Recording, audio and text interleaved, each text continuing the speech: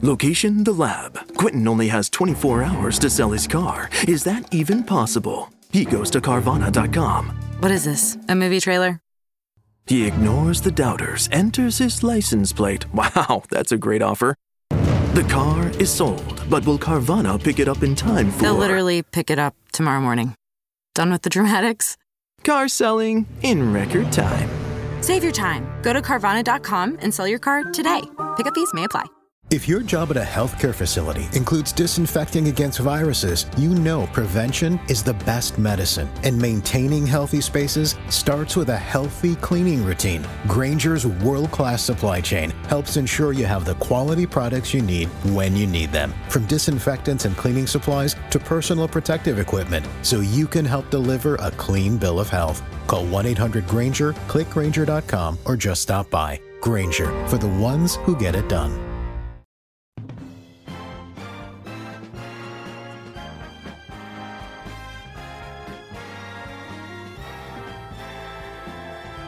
Now, the greatest radio shows of all time.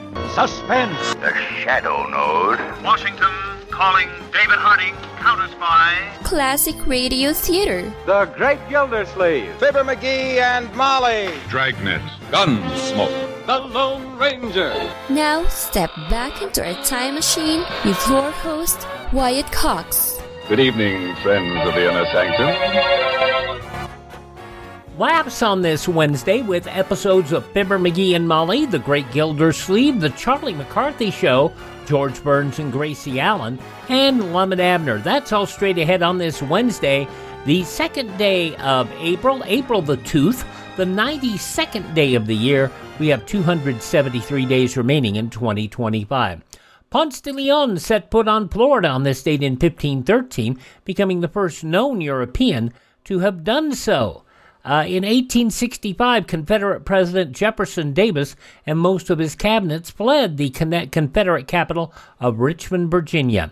President Wilson asked Congress for a declaration of war on Germany on this date in 1917. On that same date, the first woman ever elected to Congress, Jeanette Rankin, took her seat as a representative from Montana. As the World Turns and The Edge of Night first aired on CBS on this date in 1956, the first half-hour serial dramas, or soap operas as we call them. Dr. Martin Luther King Jr. and the Southern Christian Leadership Conference prepared for their Birmingham campaign against segregation. We are engaged in an all-out assault against the system of segregation in Birmingham, Alabama. We realize that this city is the most segregated big city in the United States, and we feel that that is a need for a real confrontation at this time with it, and we are doing this through nonviolent direct action. Nonviolent protests in Birmingham began with a boycott meant to pressure business leaders to open employment to people of all races and end segregation in public facilities, restaurants, schools, and stores. In 1972, Charlie Chaplin returned to the U.S. for the first time since being labeled a communist in the early 1950s during the Red Scare. In 1982, an invasion of the Falkland Islands by Argentina. The eyes of the world are now focused on the Falkland Islands. Others are watching anxiously to see whether brute force or the rule of law will triumph. Mr. Speaker, wherever naked aggression occurs, it must be overcome. The cost now, however high, must be set against the cost we would one day have to pay if this principle went by default. That was always something I had to be careful saying, the Falkland Islands.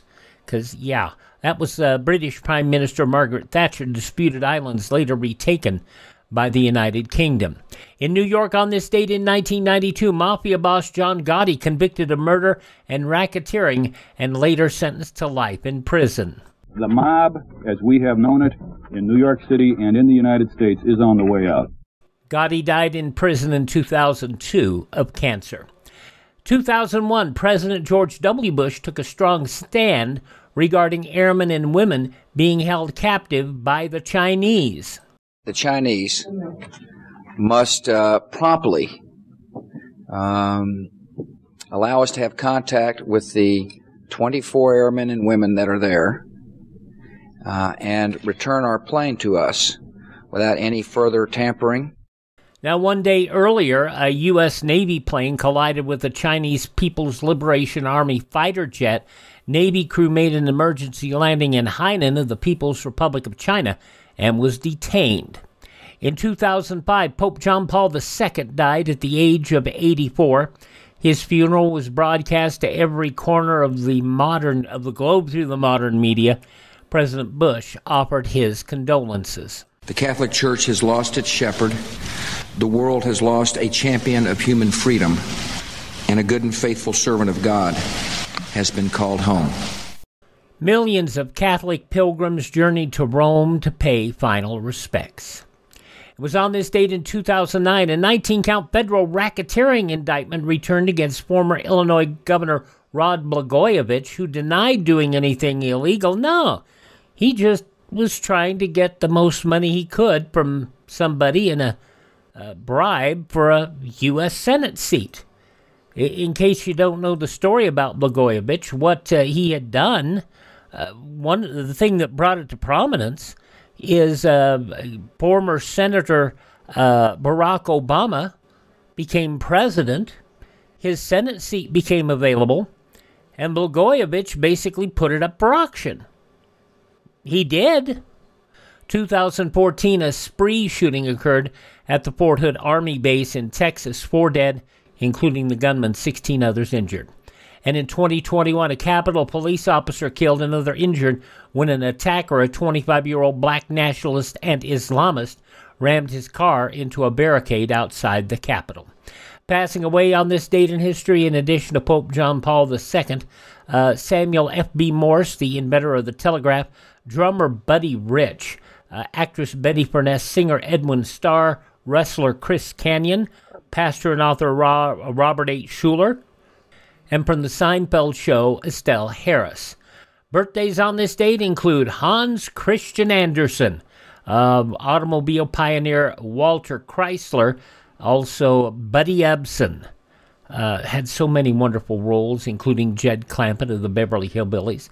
The Mills brothers, Herbert Mills, actor Sir Alec Guinness, also Jack Webb of Jack Webb of Dragnet fame. And we have Marvin Gaye, the fine singer, born on this date, Deborah Lee Scott, and NASCAR driver and owner Ricky Hendrick, all born on this date in history. Hi, this is Jeff Foxworthy. It is now time for the birthday announcements. The following people are now officially older than dirt. The wonderful singer Emmylou Harris, 78 years old today. From Law & Order SVU, Christopher Maloney is 64. Bananarama's Karen Woodward is 64. Agent Coulson in the Marvel films and Agents of S.H.I.E.L.D., Clark Gregg is 63. From Smash Mouth, Walking on the Sun, Greg Camp is 58.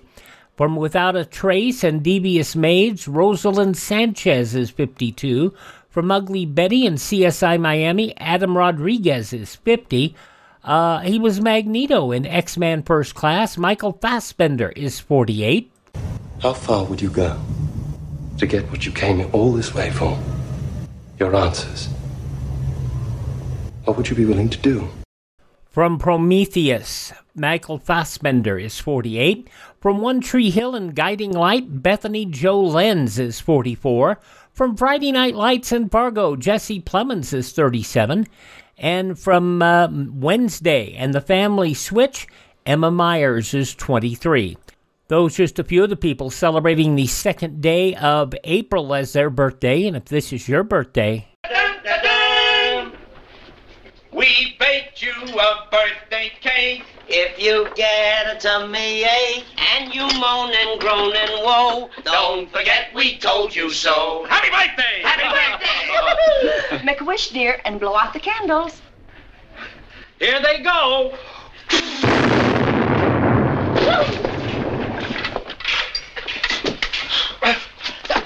Does it seem appropriate to move from the Three Stooges to Fibber McGee and Molly? That's what we'll do in a moment here on Classic Radio Theater with Wyatt Cox.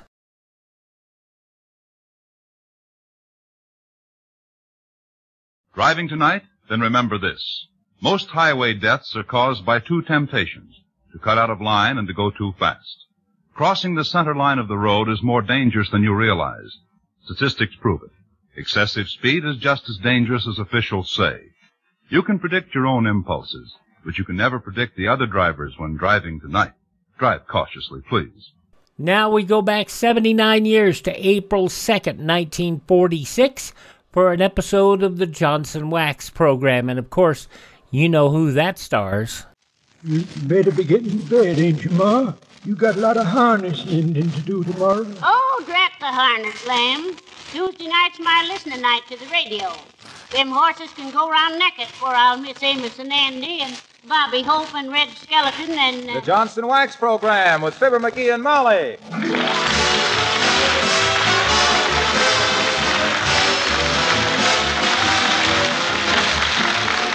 The makers of Johnson's Wax products for home and industry present Fibber McGee and Molly with Bill Thompson, Gail Gordon, Arthur Q. Bryan, Lee Benaderet, and me, Harlow Wilcox. The script is by Don Quinn and Phil Leslie. The music by the King's Men and Billy Mills Orchestra.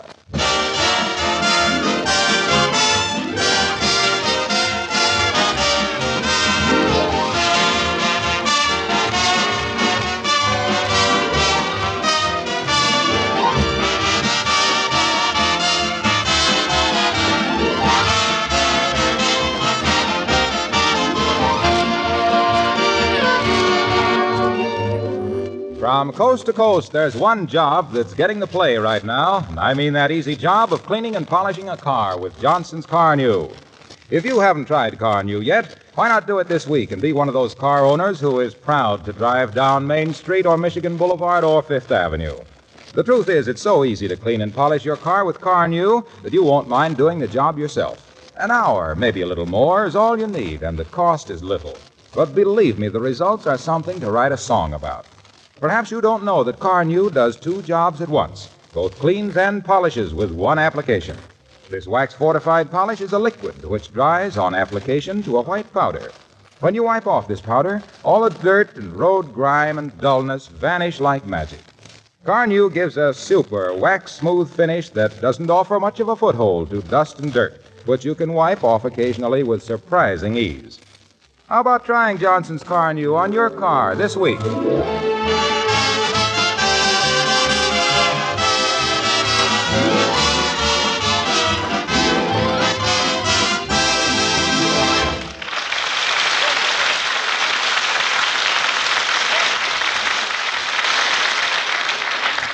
They say a successful inventor is a man with an idea and a good lawyer. Well, here's a man with an idea, so if there's a lawyer who'd like to spend his time between Washington, Wistful Vista, and frustration, let him contact Mr. McGee of Fibber McGee and Molly.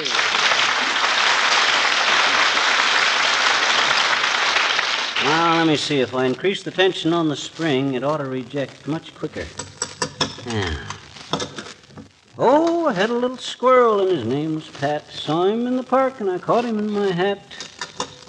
Generous little critter, I'll tell you what he'd do. He'd bring acorns to me and nuts to you. Oh, I had a little goat. And, you know, Molly, this is the gadget that's going to pay off the mortgage on the old homestead. Mm-hmm. The minute the General Motors crowd gets a gander at this thing, we're going to spend the rest of our lives on the French Riviera. You mean we're going to be run out of town? I mean we're going to be rich millionaires, baby. I can just see young Henry Ford come up to me, put his hand on my shoulder and say, "Did you see my screwdriver anyplace?" What would you be doing with Henry Ford's screwdriver? I didn't mean his. I meant mine. Did you see it anyplace? It's sticking out of your right rear pocket, sweetheart. Huh? Just make like Billy the Kid, go for your shooting iron, and you'll have it. Oh, yeah, thanks. Now, let me see. If I suspend... McGee? Huh? I don't like to be nosy, but considering that I'm vice president in charge of putting the house back together when you get through working, may I ask just what you think you're doing? My gosh, kid, you mean I haven't told you? In words of one syllable, no. Oh, so sorry. It's a new kind of automobile ignition switch. Greatest thing I ever invented. We're going to be so high in the income tax brackets, we'll have to move to a smaller place. Can't afford this anymore. I see. You know why most automobiles get stole? Yes, by people leaving their car keys in the ignition. Exactly. With the McGee Perfecto Rejecto ignition lock, you can't leave keys in your car. Turn off the ignition and the key jumps gently out of the lock into your hand. Well, I don't... Why, McGee, that's wonderful. Why, sure. How does it work? Look, now, I haven't got quite the right spring for it yet, but I can give you a rough idea. Now, watch. I turn the key to the right, like this. Yeah? Now the ignition is on, see? Yes, Mr. Kettering. Old Ket never had an idea as good as this one. Now, watch. I turn the ignition key off to the left, like this. Heavenly days, that whizzed right past my ear. Too strong a spring. Certainly is. If you can figure a way to aim that thing, it'd make a marvelous duck gun. If I could only get the right size spring for it, it'd be perfect. I took that one out of my electric razor, but there's... Come in. Oh, hello, Dr. Gamble. Hello, Molly. And a very good day to you, Lord Bucket.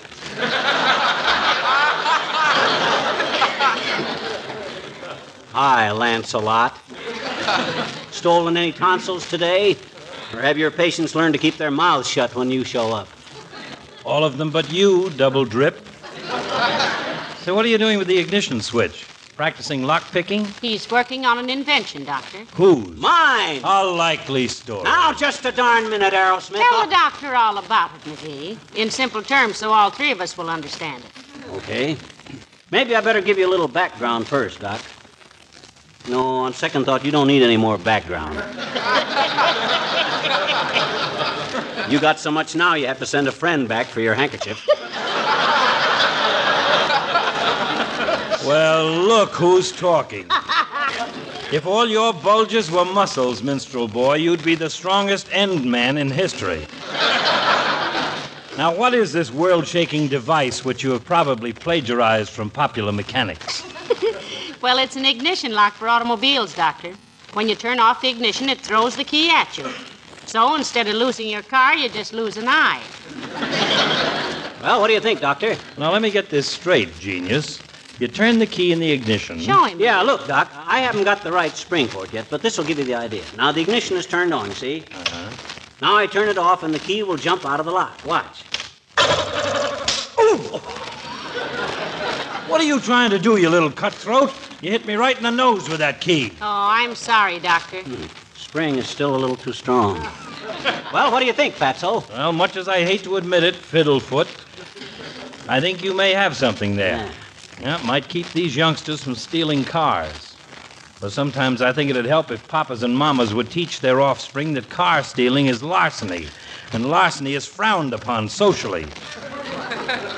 Or am I just being an old fuddy-duddy? Oh, no, you're quite right, Doctor. Have you got to go now? Yes, I'm due in my office in 10 minutes. I have to treat a 10-year-old child. For what, Doc? Thirst. I have to treat her to a chocolate soda. She's my niece. Goodbye now. Good night, Doctor. Good night, Doctor. Oh, no, not that Not the whole clock.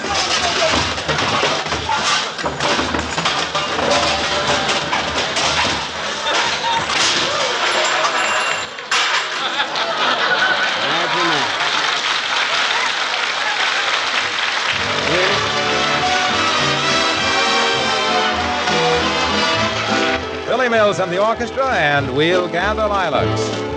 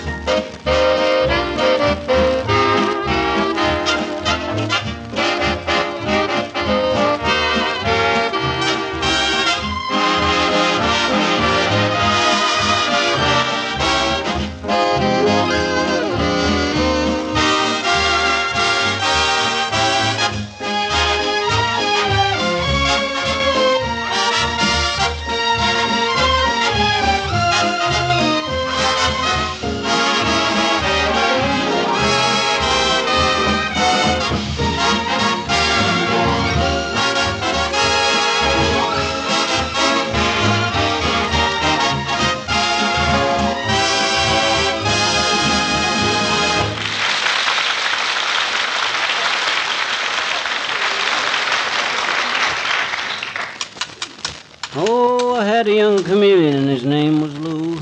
Could change to any color that he wanted to. When I think how he died, my eyes get full of tears. Tried to match a fancy Easter egg and stripped all his gears. Oh, I had a little goat. How's it coming, Pet? Oh, I almost got it. Boy, I hope that Detroit crowd don't get wind of this before I got a chance to patent it. Them guys would... Now, if that's General Motors, shall I ask him in? Sure. Might as well start dickering now as later. Come in. Oh, Mrs. Carstairs, do come in, Millicent. Thank you, my dear. Good day, Mr. McGee. Hi, Carsty. I hope you don't mind if I go on working while you two girls chitter the chatter. Oh, not at all, Mr. McGee. I never interfere between a man and his hobbies. Oh, and himself here has certainly got 'em, Millicent. Loves to tinker around. And such an ambitious stinker. What was that again, Tootsie? I said you were a tinker, an ambitious one. Oh. Would it be too inquisitive of me, Mr. McGee, to ask what you're working on? Of course not, Millicent. It's an automobile ignition lock, one that you can't leave your key in, which means that you're not inviting youngsters who steal it, you see. Going to cut down juvenile delinquency by quite a lot, Carsty. Goodness. And after all you've already done to cut down juvenile delinquency, Mr. McGee. What did he do, Millicent? He grew up. Well, gee. Thanks, Millie. Look, let me show you how this thing works. I turn on the ignition, see? Now, when I turn it off, the key will jump right out of the lock. Watch. Good shot, McGee, right through the window. Do you plan on selling a bulletproof vest with each lock, Mr. McGee? Oh, this is just a working model, Carsty. Spring is too strong. Hey, do you think your old man would be interested in throwing some dough behind this thing, Carsty? Well, I really couldn't say, Mr. McGee. But I'm sure your ignition lock will interest him. Fine. He forgot and left his keys in his car last night, and they were there all night. Heavenly days, Millicent. Was his car stolen? No, fortunately, he forgot and stayed in the car all night himself. Well, good day, my dear. And Mr. McGee. Good day.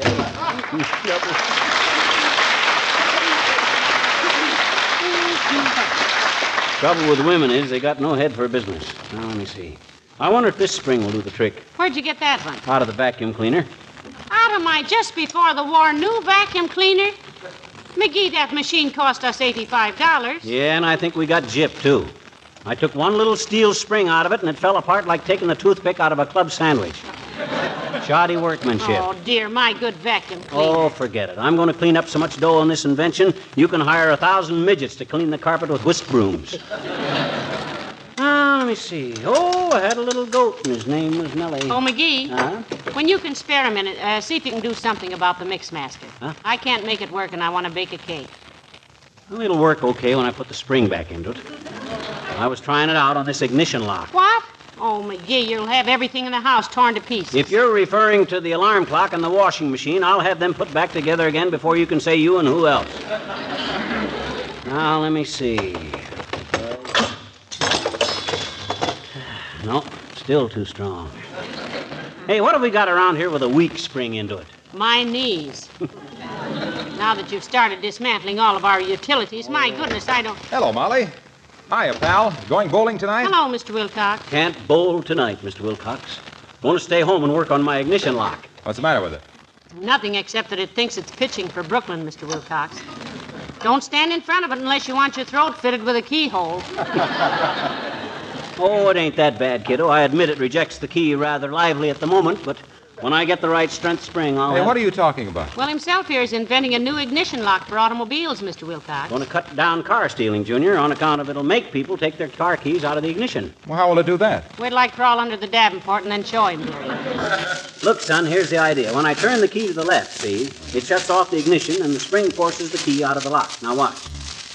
Must be stuck because... Oh! Ow! Heavenly days, are you hurt, McGee? Where'd the key go? It's sticking out of his ear. No, the other one. That's it. Hey, pal, that's a wonderful idea. Nobody will ever have their cars stolen now. You really think so, Mr. Wilcox? Why, sure. Everybody will be so afraid to turn their ignition off, they'll run out of gas, and nobody can steal the car. Okay, scoff if you want to. D-ride. But bye, George. Oh, hey, thanks for the reminder, pal. Reminder of what, Mr. Wilcox? Well, when he said bye, George, I just remembered I have to go by George Wells' house and give his wife a glow coat demonstration. Yeah, but about this ignition lock, Junior, I figured that... Incredible as it may seem, Mrs. Wells is still using the old-fashioned scrub methods on her kitchen linoleum. If I can get the proper spring, you can readily see. It's hard to imagine any housewife in this day and age not knowing about Johnson's self-polishing glow coat. Because a high percentage of car thefts are caused by leaving keys in the ignition. It's a sure thing. With all this advertising we've done and everything about how glow coat shines as it dries, protects and preserves new linoleum, brings old and faded linoleum back to life again, why, gee whiz. Just an invitation for youngsters to go steal a car. And when that happens... Pour a little out, spread it around, let it dry for 20 minutes or less, and there it is. A gleaming, protective coating that sneers at dust and dirt and dampness. Spilled things wipe right up and... Get the right strength for the spring, and that's all there is to it. What do you think, Waxy? About what, pal? About what? About what I've been Just skip it, the both of you. Neither one of you's heard a word the other one has said. Have a slug of tea, Mr. Wilcox? No, thanks, Molly. I've got to be going. And incidentally, how long have we been acquainted? Starting the 12th year next week, Waxy. Why, Mr. Wilcox? Well, I just wonder, don't you think you know me well enough now, Molly, to call me Harlow? Oh, well, my goodness, it seems sort of, if you really want me to, Harlow. That's it. Great. Well, good luck with that thing, pal. Thanks, Junior. Good night, Mr. Wilcox. Hey, Waxy must be slipping. He didn't say anything about glow coat. Yes, he did, dearie. But you were too busy with your own sales pitch to hear him. By the way, where are you getting all the car keys that you've been shooting around? I stopped at a locksmith downtown and got a handful of them. But it's the spring that worries me. Got to be just the right tension onto the spring. Now, what could I take a spring out of that would... Well, I can think of 6 things you can put the springs back into. Huh? The vacuum cleaner, the mix master, the alarm clock, the washing machine, the toaster, and the phonograph. And none of them worked. I got to get another spring. Get your hat and coat, Molly. Let's go down to that new fix-it shop on the corner of 14th and Oak and see if I can't get a... Come in. Hello, kid. Oh, hello there, old-timer. Have a chair. Can't stay but a minute, daughter. Hey, what are you doing there, Johnny? Working on an invention of mine, old-timer. Hey! He says he's... Working on invention, eh? Yep. What kind of an invention? Well, it's a... Hey! He started to say it's Oh, new kind of ignition lock, eh? Good for you, Johnny. Yes, you see, he expects Hey! She said I expect to... Well, I should think it would, Johnny. Ought to be a terrific demand for 'em. Ought to sell like hotcakes. Ought to be standard equipment. Ought to be a law that every motorist has to have one. Ought to be a... Hey, what are they good for, anyway? They stop people from leaving the keys in their car. I call it the McGee Protecto Rejecto Ignition Lock. And it's going to make me so much dough, I'll be sending telegrams without even counting.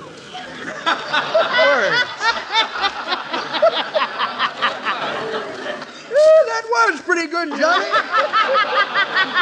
But that ain't the way I heard it. Oh, dear. The way I heard it, one feller says to t'other feller, he says, I hear where Russia's making it kind of tough for them foreign correspondents. Yeah? Yep, says t'other feller, looks like they're cutting off their news to spite their fuss. Well, see you later, kid.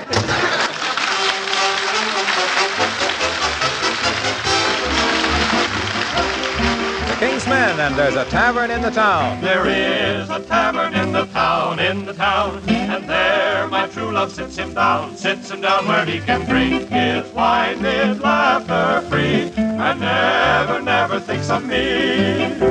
He left me for a damsel dark. On Tuesday night they always spark, and now my love, who once was true to me, takes that dark damsel on his knee. Fare thee well, for I must leave thee. Do not let the parting grieve thee. Just remember that the best of friends must part. Adieu, adieu, my friend, adieu, adieu, adieu, adieu. I can no longer stay with you. I'll hang my harp on a weeping willow tree, and may the world go well with thee. She turned away and said no more, but entered through the tavern door. And from within there came loud voices, angry shouts, and then a pistol shot rang out. I saw her through the open door. She held a smoking 44. And at her feet her lover fell down dead. And here's the the very word she said.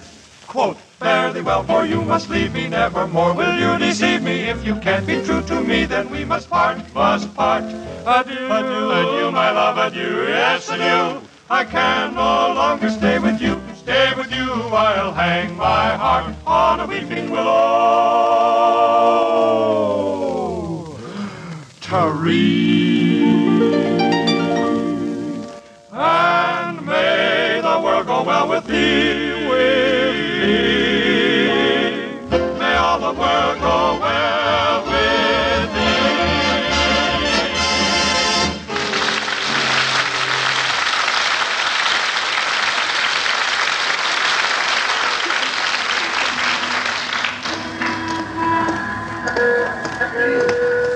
Well, let's get on with your spring song, Mendelssohn. Okay. Where did you say you could find one? In that new fix-it shop around the corner. They seem to have everything. Hey, and you know who's running that? No. Horatio K. Boomer. Remember him? Oh, sure, Mr. Boomer, huh? Yeah, I took that frying pan of yours in there to be mended. And you know what he says? What did he say? He says, I can fix it all right, but you ought to be ashamed of yourself for letting this banjo get in such bad shape. Well, he was right. All I could ever play on it was Home on the Range. But maybe... Oh, here comes Mayor Latrivia. Yoo-hoo! Hello there, Mr. Mayor. Good afternoon, Mrs. McGee. Hello, McGee. Hi, Politico. What are you doing out in the hot sun when everything's so shady?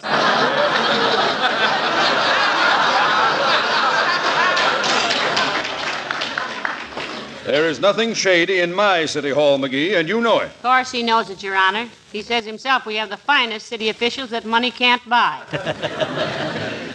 Just kidding, Latriv, just kidding. You out for a walk? No, I just came from addressing a meeting of the National Boys Clubs, McGee. Oh. It's their 40th anniversary this week, and if there were more of them, juvenile delinquency wouldn't be so much of a problem. You ain't going to have much of a problem with it from now on anyway, Bud. McGee's got an invention that's going to cut down car stealing, Mr. Mayor. You betcha. The McGee Perfecto Rejecto Ignition Lock. Oh, I said it. You turn off the ignition and the key jumps out of the lock into your hand. Splendid idea, McGee, splendid. Tell me all about it. Well, in the first Sometime. I've got to get over to the University Club right now. I have 10 tickets on a raffle they're holding. Isn't that nice? Oh. Yes, I think every man ought to have a rifle. A raffle, Mrs. McGee. Yeah, what caliber is it? It isn't any caliber. They are raffling off a wristwatch. Have your choice, do you, Mr. Mayor? Take my advice and skip the wristwatch, Latriv. A rifle will give you a lot more pleasure. Now, just a minute. I evidently did not make myself understood. My club is holding a raffle for a wristwatch. Is that clear? Certainly, though a wristwatch for a rifle would be much better exchange. Yeah. I'd like to see it when you get it, Latriv, if you win, of course. Be glad to show it to you, McGee. I'll be wearing it. Wearing it? Strapped over your shoulder, you mean? Certainly not. On my wrist. Oh, now that's pretty silly for a grown man. I can understand wearing a pistol on your hip, but a rifle on your wrist would... Please.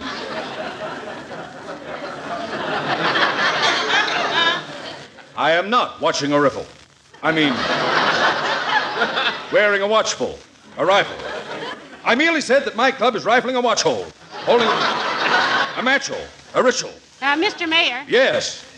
Don't you think you have a pretty excitable temperament to be walking around town with a rifle?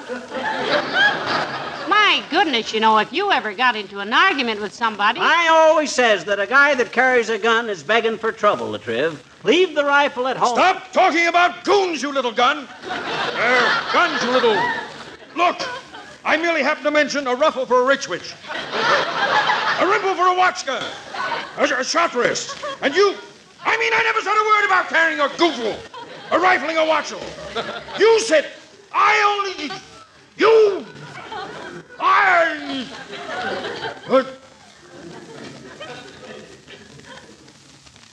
McGee?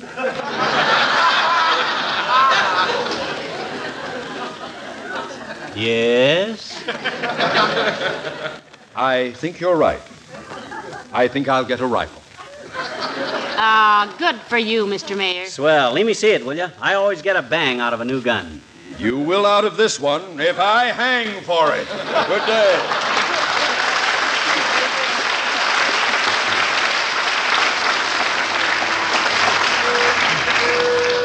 You know, I'm surprised he's such a successful politician. The way he goes around picking arguments with people. Hey, what time is it? About 1:30. Oh, my gosh, I got to get to that fix-it shop before they close. Come on. Oh, here we are, right here. Oh, yes, come right in. It'll take about 6 weeks, but don't worry, I can fix it.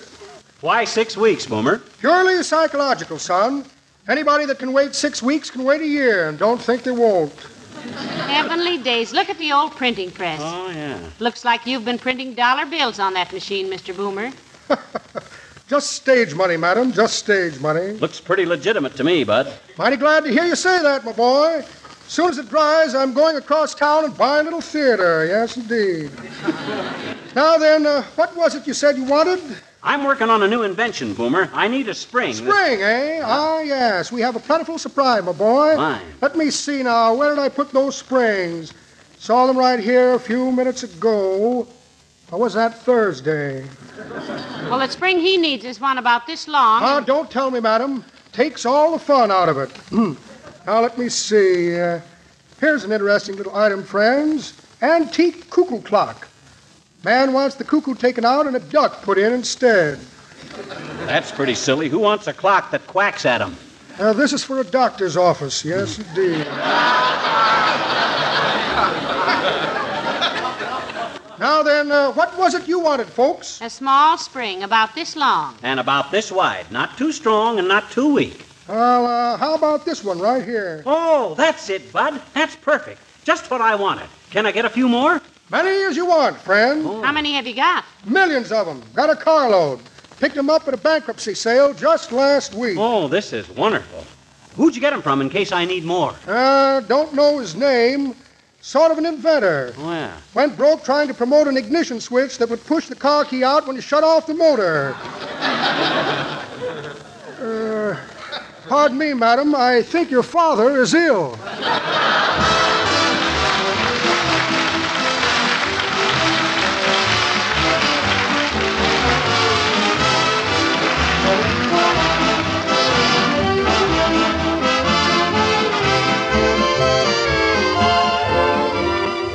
You know, I sometimes feel a little unnecessary because it's a fact that Johnson's Wax is its own best salesman. Once you've seen what a lovely mellow radiance it gives, you won't be satisfied till you've used Johnson's Wax all through your home. Besides your floors, you'll want to wax polish your tabletops, for instance. Johnson's Wax brings out the natural grain so beautifully and gives the surface such a lovely, smooth luster. You'll want to wax polish your furniture because the wax makes it glow and sparkle so handsomely. You'll find that your leather articles and picture frames and 100 extra things, when Johnson waxed, have an infinitely richer appearance. They are protected, too, by the same tough film of wax that preserves their beauty. And, of course, satin-smooth waxed surfaces are just about the easiest things in the world to keep clean and shining. So you have more time off to enjoy your lovelier home. Try Johnson's Wax yourself. Paste, liquid, or cream.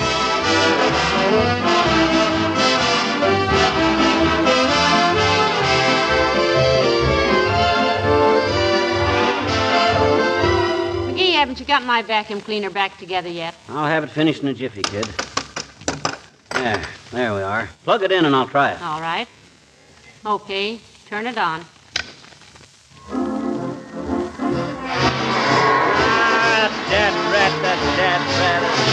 Heavenly days, what was that? My mistake, I guess. I put the spring out of the phonograph into the vacuum cleaner. Good night. Good night, all.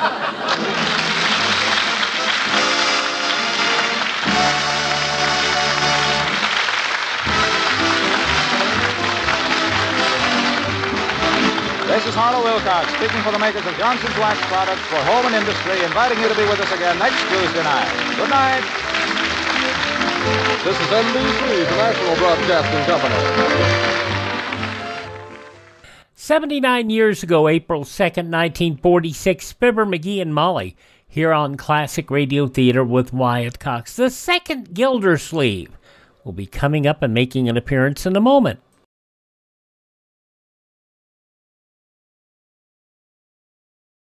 Instead of going down, the annual rate of polio cases in this country is going up. Instead of growing panicky with fear in the face of such an unwelcome fact, There is a way in which we all can join the Army which is fighting to check this trend and ultimately defeat infantile paralysis. We can contribute to the March of Dimes. Give today so that the 1952 March of Dimes will be the biggest ever and a really potent fighting force against polio. Willard Waterman, after making a number of appearances on the Fibber McGee and Molly show as Throckmorton P. Gildersleeve, eventually got spun off into his own program, The Great Gildersleeve. And when the talent raids came around in 1949, Gildy, or I should say Harold Perry, thought he would take the Gildersleeve character to CBS. Got a big contract out of it. Unfortunately, Kraft owned The Great Gildersleeve and decided they were going to stay on NBC, thank you very much. So they had this gentleman in their pocket, Willard Waterman, who could do quite a good Harold Perry impersonation, and he ended up getting the Gildersleeve role. Of course, Harold Perry got to keep his laugh. Willard Waterman never did the Gildersleeve laugh on the program ever. Willard Waterman and an episode of The Great Gildersleeve from 73 years ago, April 2nd, 1952. The Kraft Foods Company presents Willard Waterman as The Great Gildersleeve.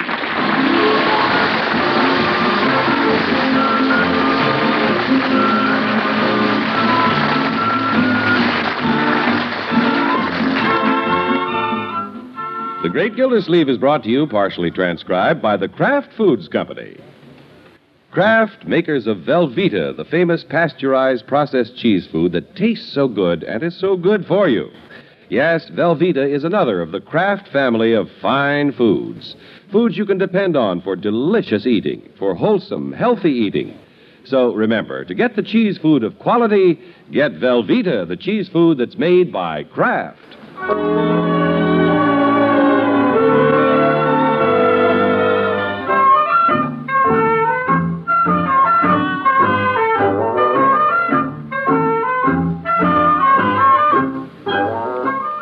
The Great Gildersleeve leads a fairly prosaic life. There are times when he regrets the fact that nothing very exciting happens to him, but all in all, he's quite content to spend his days about routine duties at the water department, then come home to his little family and spend his evenings with the paper. And so it is that he's back this evening with the paper. Well, there's not much news tonight. I think I'll work the crossword puzzle and then go to bed. Oh, can I have the women's section, Unky? Here you are, Marjorie, my dear. Thank you. Let me have the financial section, Unc. Financial section, Leroy? I want to see if allowances are going up. Yes, yes. You take the rest of the paper with it. Okay. Getting pretty heavy on my lap. Paper gets bigger and bigger during election year. Yeah, let's see. Number 2, vertical. Marjorie, what's a 5-letter word meaning flat? Flat? Begins with an L. How about Leroy? I'm flat. I haven't got a dime. Leroy, you'll get your allowance on Saturday. By that time, I'll owe Bertie so much I still won't have a dime. 5-letter word meaning flat. What's flat besides Leroy? First thing I know, I'll have so many debts I'll have to run away and join the Foreign Legion like this guy did. Boy, he's done everything. Who, Leroy? Wilbur Cosgrove. Here's an article about him. The Strange Disappearances of Wilbur Cosgrove.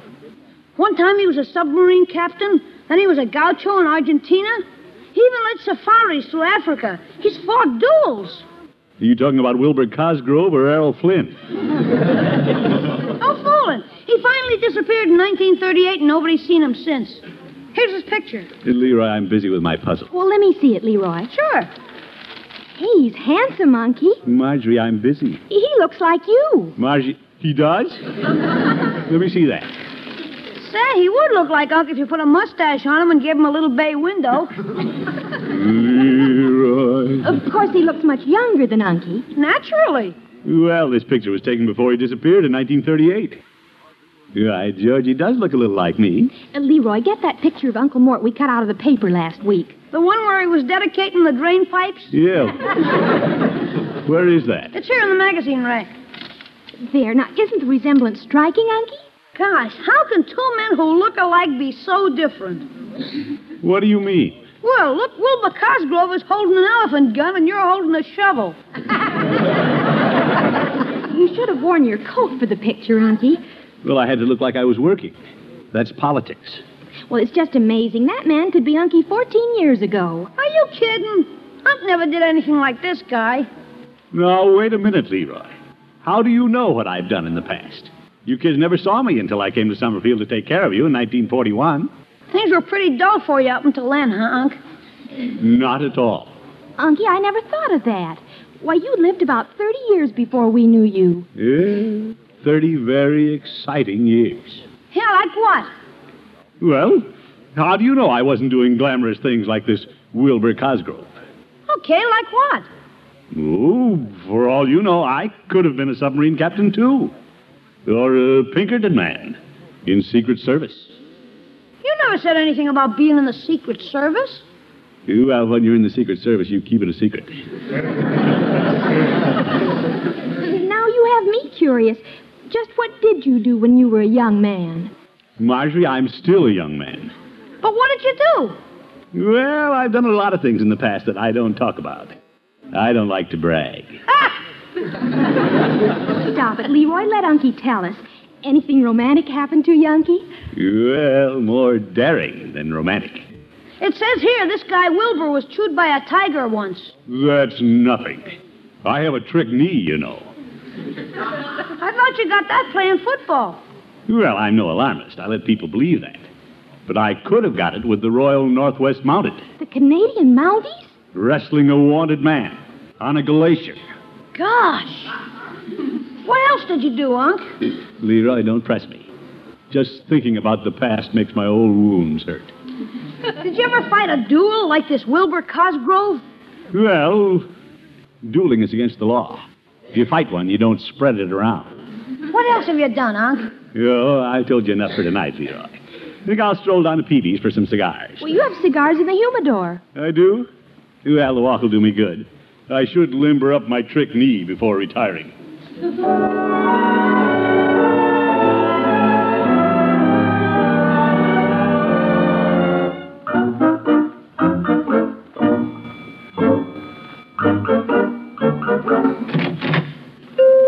Hello, Peavy. Hello, Mr. Gildersleeve.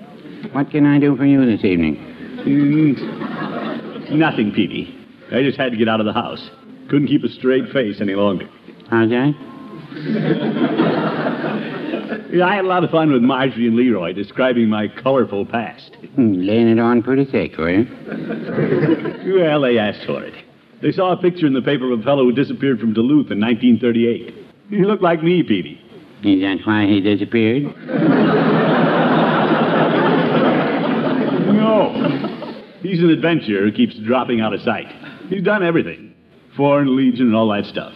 And by comparison, the kids thought my life was pretty dull. Yeah, it's pretty hard to fool kids. Peavy, how do you know what I did before I came to Summerfield? Well, I just assumed it wasn't too exciting. Oh, you did. What do you know about it? As far as you know, my past life is a blank.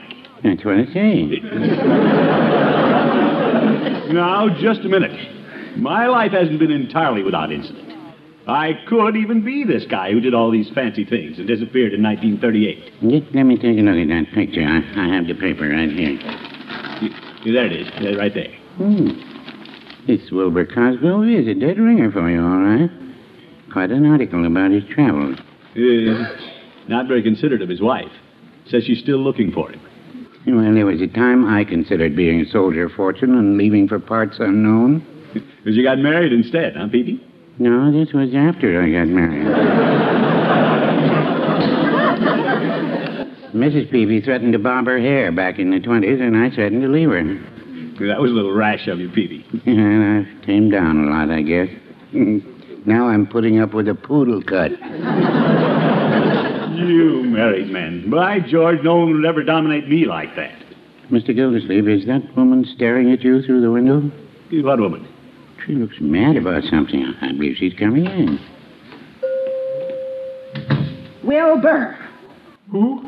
Wilbur, don't pretend you don't recognize me. Me?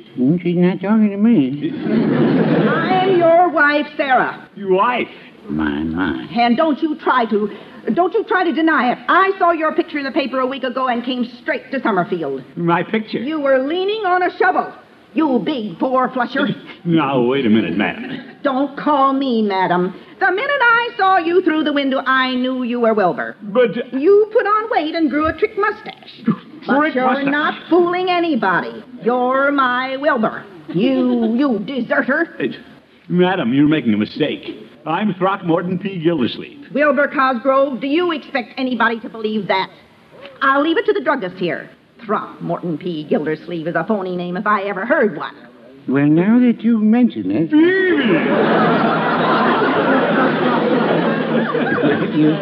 You'll have to admit it's unusual, Throckmorton. I've been looking for you since 1938. Please, madam, stop shaking your purse in my face. Let me explain. Say, Doc. Who, me? Do you know what this overgrown jumping bean did to me? No, I don't. 14 years ago, he left the house to go to the drugstore for a cigar. And I haven't seen him since. I've never seen you before in my life. I am Throckmorton P. Gildersleeve, and I can prove it by the children at home. Children? You bet, 2. Married again, eh? Now you're a bigamist. Yeah, I am not. I'm a bachelor. Then where did you get the children? They're my sisters. Wilbur Cosgrove, you never had a sister. Oh, my goodness. Pack your trunk. We're going back to Duluth. Madam, I've never seen you before. And I've never lived in Duluth. Now, Mr. Gildersleeve, come on out from under the counter. Peavy, help me. Explain to this woman. You don't have to explain anything. Just come home. Peavy, tell her I've lived here since 1941. Tell her my life's an open book. You know I couldn't be her husband. Well, no, I wouldn't say that. What? Like you said, how do I know what you did before you came to Summerfield? Wilbur, where you going? Out the back door.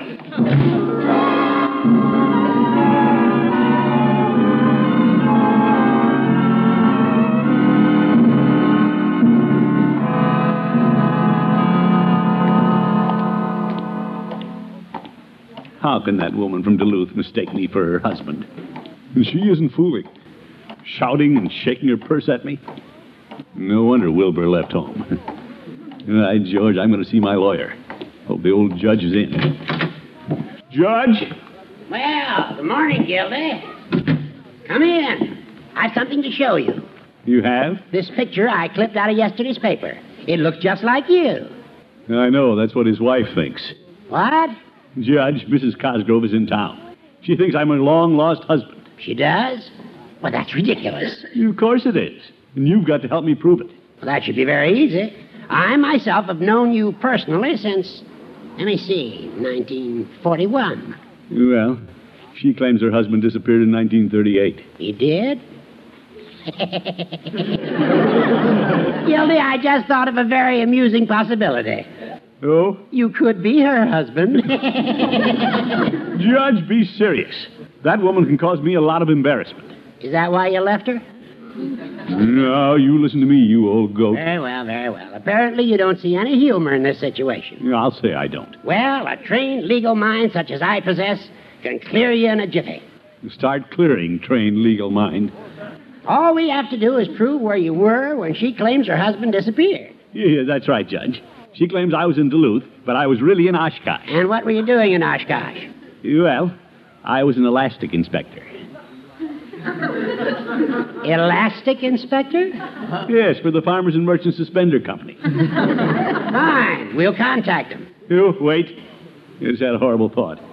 They went out of business during the rubber shortage.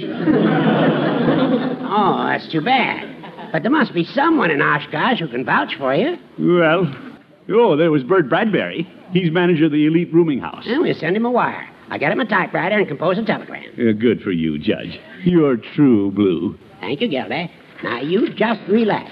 You have nothing to worry about. Yeah, I can see that now. Guess I got a little excited. Well, that's understandable. Sure, what the heck. By now, Mrs. Cosgrove probably realizes I'm not her husband. For all I know, she may be on her way back to Duluth. Answered, will you, Gildy? I'm busy at the typewriter. Got it, Judge. Judge Hooker's office. Judge Hooker, this is Mrs. Cosgrove. Mrs. Cosgrove. I need a lawyer. Oop! This one's mine. Go find your own.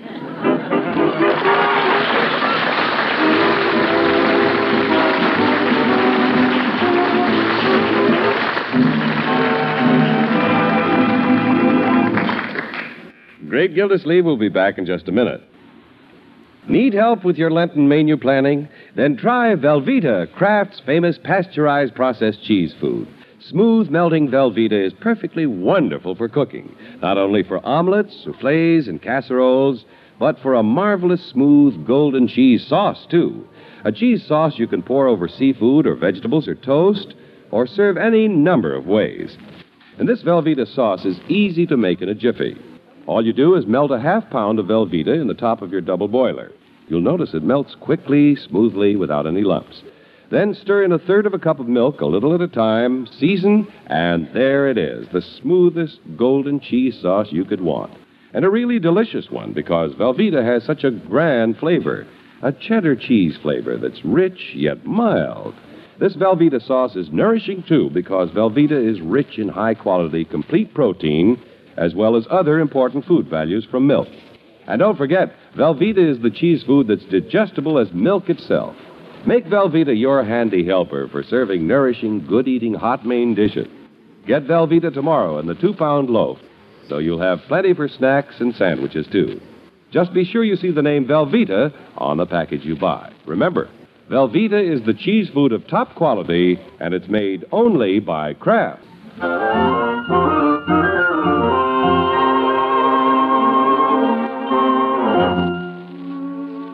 Well, they say no two people are exactly alike, but it seems the great Gildersleeve resembles one Wilbur Cosgrove too closely for comfort. Anyway, Mrs. Cosgrove is in town claiming the water commissioner is her missing husband. Of course, the great Gildersleeve has never been married. That is, we don't think he has. How do I get into these things? The idea of a man having to send a telegram all the way to Oshkosh to prove who he is. Well, I'm going to sit right here at home until I get my answer from good old Bert Bradbury. I don't dare go out. With that woman in town, it isn't safe on the streets. Hello, Unky. Hello, Marjorie. Are you staying home today? Yeah. Don't you feel well? No. Yes. Sure. I feel fine. You look a little pale. Well, it's been a cloudy day. Was there something wrong? Oh, no. Better keep this from the kids. You aren't hiding from anybody, are you? Me? Yeah, of course not. From whom would I be hiding? I've paid my income tax. Marge! Have you asked him yet? Ask me what, Leroy? About the woman. All right. What have you heard? Unky, who is this woman who followed you into Mr. Peavy's last night and accused you of being her husband? So Peavy spilled the beans. Marjorie, that's all a horrible mistake. Whose? Hers. I never saw the woman until last night. How could I run away from her in 1938? Oh, of course you didn't. Heck no. About that time, I'll bet you were up in Canada with a mounted police. No, Leroy, I didn't say I was in Canada. I said it was possible. Well, it's possible you could have dropped down to Duluth. It isn't far, you know. Leroy, when you were pushing me to tell about my adventures, I said I could have done these things. Then you could have married her. I could not have. Excuse me, Miss Marjorie. Yes, Bertie. Have you asked him yet? Yes, Bertie, they've asked me. Yes, sir. He says he's not guilty. Of course he's not. None of us are really worried about it, Bertie. I am. If I've got an extra ant floating around, I want to know about it. Leroy. Mr. Gildersleeve, you got nothing to worry about. Even if you is her husband, which you ain't, and she proves it, which she can't, the worst she can do is throw you in jail, which she can't, 'cause you ain't.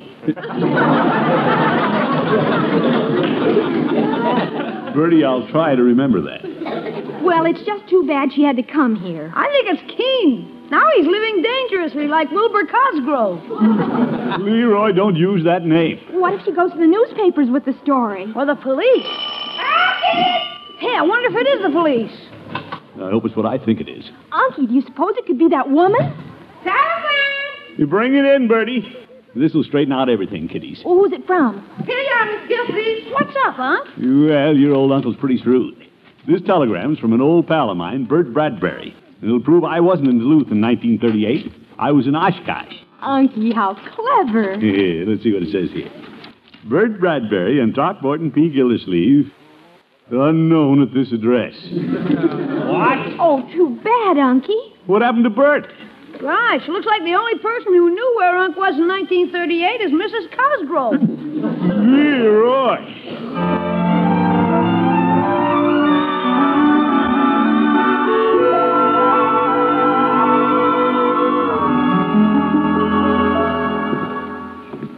Mr. Gillsleeve, if you don't stop pacing up and down the room, you're going to wear a hole in that carpet. Bertie, I don't know what to do.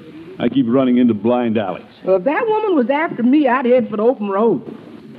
I can't leave town, Bertie. That'd be an admission. Yes, sir. And Mr. Gillsleeve, you in no position to admit nothing. I even called Oshkosh long distance. No wonder they didn't know Bert Bradbury and me. They tore down the boarding house for a pickle factory. All the pickles ain't in Oshkosh. We're in one right here. You say that again, Bertie. Bertie, you better get the phone. Yes, sir. It could be that woman. Mr. Gillsleeve's dressed in. Is he in? Well, yes and no. Who's calling? Then the answer's no. Just went out. It's her, all right. You are? Yes, ma'am. No, ma'am. Yes, ma'am. Yes, ma'am. Goodbye. Well, Bertie? I told you was out, but for some reason she thought I was spoofing. Nice try, Bertie. She's down at the corner and she's coming right over here. Oh, my goodness. And she sounds like she's loaded for bear. Well, she can't intimidate me. No, sir. I'm innocent, Bertie. I'm not guilty of being married. No, sir. The only thing to do is to have it out with her.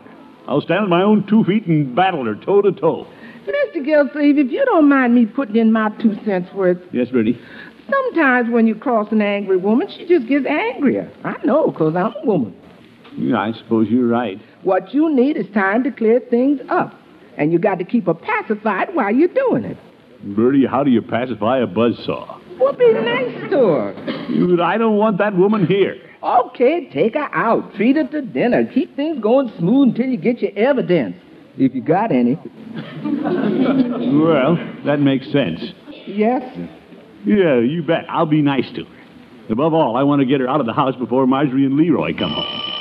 Uh-oh, doorbell. This time you get it. Stout heart, Gildersleeve. Hello, Wilbur. Well, Mrs. Cosgrove. Sorry I wasn't available when you called.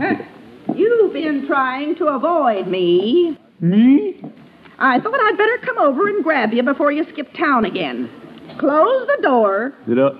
Oh, yes, the door. Where are the children you talked about? Well, they're not here. Mm-hmm. Taught you another fib, didn't I? No, Mrs. Cosgrove. Stop calling me Mrs. Cosgrove. You know my first name. Oh, yes, Susie. Sarah. Yeah, well, yes, Sarah. Sit down, Sarah. Over there. Let's sit here on the couch. Couch? If you don't mind, I'll sit on the piano stool. Oh, Wilbur, stop being so standoffish. It seems to me that after 14 years... Well, there's plenty of time. I hope. You have a nice place here. Do you make a lot of money? We may not go back to Duluth. Wouldn't you like to show me the upstairs? Now, Mrs. Cosgrove, Sarah, you don't take off your hat. Why shouldn't I make myself at home? I thought we might go out to dinner. You talk things over. See the town. Go dancing. Well, that sounds like my old Wilbur. I guess if I'm going to live here, I should see the town. About the Wilbur. Let's remember I'm Throckmorton P. Gildersleeve. Wilbur, let's not go through that again. Well, look at it this way. Whatever my name is, I'm known here as Throckmorton P. Gildersleeve, so please call me that. All right. I'll call you Throckmorton. But... But what? If you try to skip out on me again, I warn you, I have your elephant gun in my hotel room. Your elephant gun? Yeah, I bet she'd use it, too. Come along, little wifey.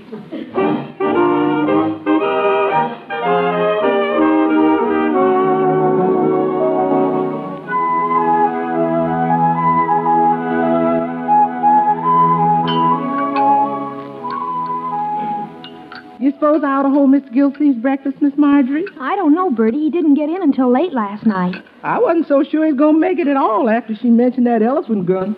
Oh, what a beautiful morning. Hey, he must not be married. He's singing. I better go start his breakfast. I've got a wonderful feeling. Unky, we're waiting. Yeah, coming, my dear. Hi, Unc. Good morning.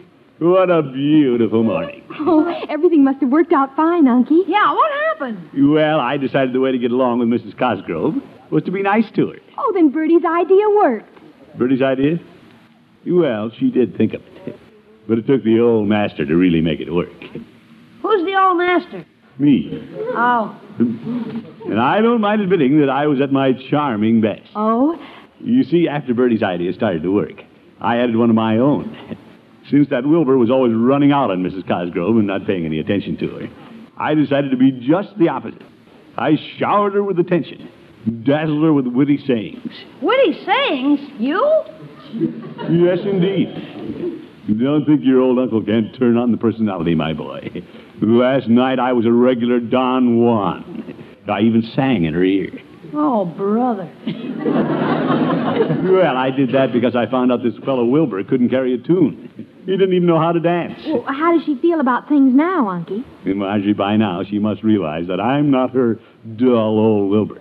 You call a guy who's been in the Foreign Legion and a submarine captain dull? Leroy, you can be dull in different ways. I know. Wilbur may be a whiz in the field of adventure, but I'm talking about charming the ladies. When it comes to that, I'm a real charm ball. All right, Bertie. Well, good for you, Unky. I think it was a very clever scheme. Thank you. My only concern is that she may prefer a man like me to Wilbur. Miss Gilsey, a message from Miss Cosgrove. Well, guess she's leaving town and wants to thank me for the big evening. Come on, read it, read it. Here, listen to this.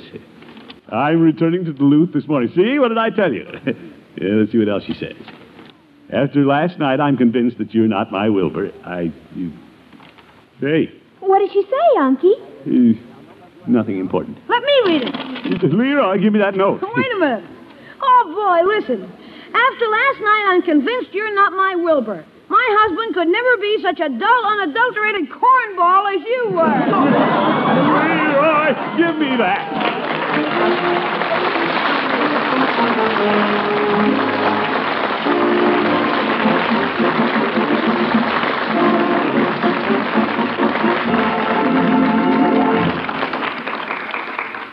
The Great Gildersleeve will be with us again in just 30 seconds.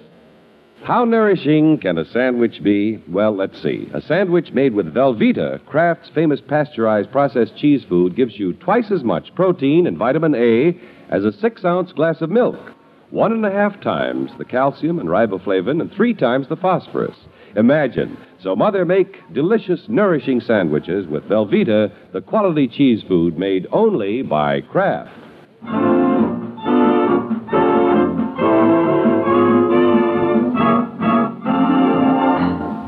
Well, do you feel better tonight, Unky? Much better, knowing that woman has left town.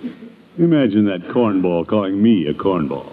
It wasn't very nice of her. Silly woman. Thinking she could frighten me with that trumped-up story. I wasn't worried. Not for a minute. Takes more than a harebrained newspaper story to ruffle your old uncle. Yes, indeed. Hey, Unc, listen to this in the paper. They got a report on Wilbur Cosgrove. Oh? It says here in the paper, he was seen boarding a train in 1941, Yes? and a railroad employee reports he got off at Summerfield. Summerfield. According to latest information, he obtained employment at the Summerfield Water Department under the name of Throckmorton P. Gildersleeve. Yeah, I did not. Yeah, I mean, he didn't. Don't you believe it? Here, let me see that paper. The classified section. Leroy, you made that up. What a family. Good night, folks.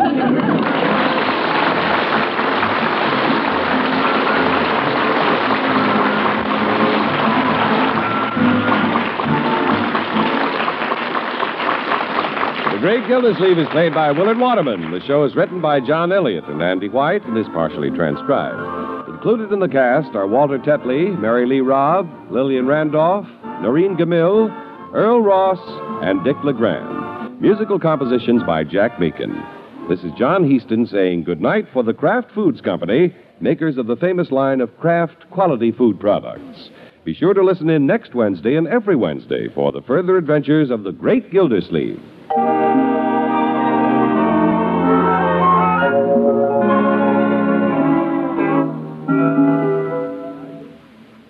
During During the Lenten season, most people are thinking about making special sacrifices and helping their fellow man. But let me ask you, have you made the smallest and yet the most important sacrifice of all for your fighting men in Korea? Have you given a pint of your blood recently? No matter what may happen in Korea, the armed forces must continue to receive blood from the American people. Truce talks aren't nearly as important to GIs already wounded as blood and blood plasma. So tomorrow, be sure to call your local blood donor center for an appointment.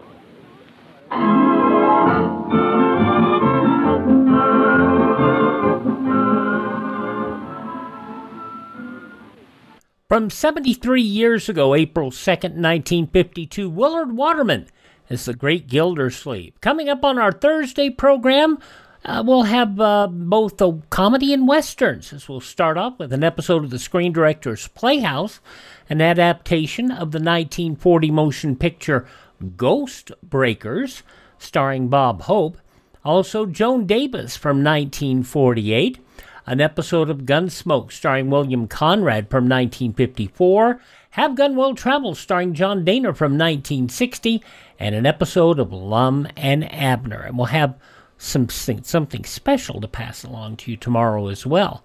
That will be on our Thursday edition of Classic Radio Theater with Wyatt Cox. Friday, we will have Richard Diamond, Private Detective, starring Dick Powell, Murder at Midnight, and the story of the Trigger Man. We'll then have an episode of The Mysterious Traveler, I Want a Divorce, and an episode of Guest Star, starring Perry Como. Then we'll start off the weekend with an episode of Suspense. Jack Benny stars in Murder in G-Flat, Groucho with You Bet Your Life, Fibber McGee and Molly, and Beyond Tomorrow. That'll all be coming up on our weekends here on Saturday's Classic Radio Theater with Wyatt Cox. Up next, Edgar Bergen and Charlie McCarthy.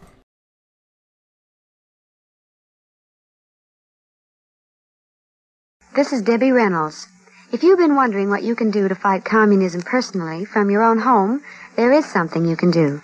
Support Radio Free Europe, the station built and financed by the contributions of the American public to the crusade for freedom. Radio Free Europe is one Cold War operation the communists fear and attack constantly. Support Radio Free Europe. Send your truth dollars to Crusade for Freedom, care of your local postmaster. Classic Radio Theater with Wyatt Cox continues now with an episode of The Charlie McCarthy Show with his special guest Orson Welles. This originally broadcast April 2nd, 1944.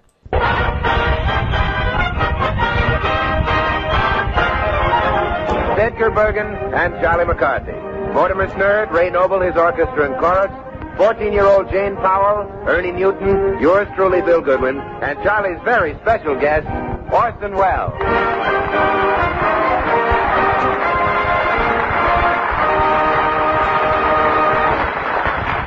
Hey, Charlie. What is it, Mr. Goodwin? Charlie, there's a fella outside to see you. He says he's a truant officer. Yeah. Truant officer? Well, Charlie, what have you been up to now? Well, I don't know. I don't know, mister. I only missed 3 days this week. You only missed 3 days? Well, I only missed 3 weeks this month. What's that? I don't know what I mean. I don't know. He had a message for you, Charlie. What did he say? Well, I'll whisper it to you, shall I? Yes. April Fool.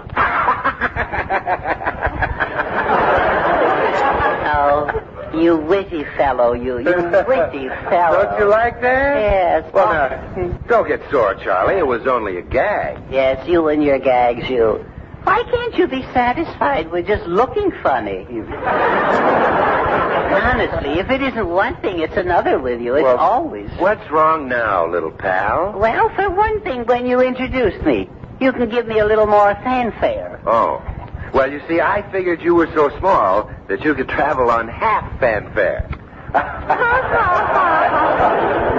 Yes. Well, go ahead. Laugh while you can, Goodwin. Go ahead. What do you mean by that? Well, I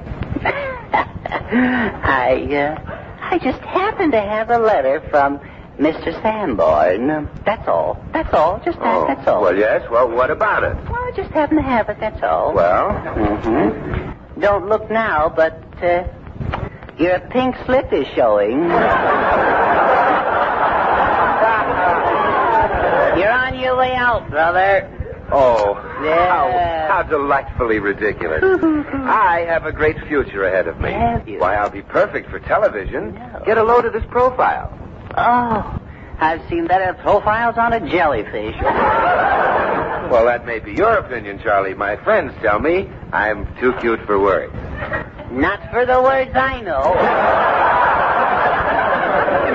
Now, to get back to Mr. Sanborn's letter. I have some news for you, Charlie. Yes? Sanborn doesn't worry me. It so happens that Mr. Chase and I are just like that. Oh, you and Chase? That's right. Oh, is that so? Well, you're drinking out of the wrong saucer, brother.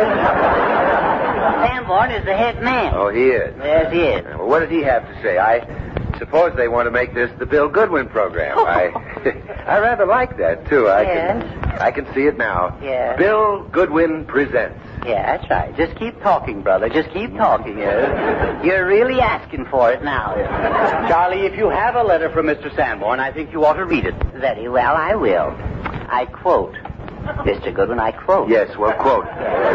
Quote all you like. Yes, it says here, Dear Charlie. See, you notice he calls me Charlie. Yes, see? yes.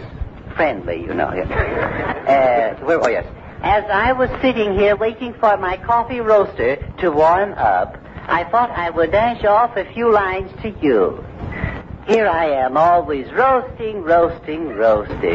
Sometimes I regret having made such a fine blend. Notice he even gets a plug in there. Oh, yes, he knows how to use his bean. Yeah. Oh. Coffee bean, you see. No, please, no, enough is enough. I read on.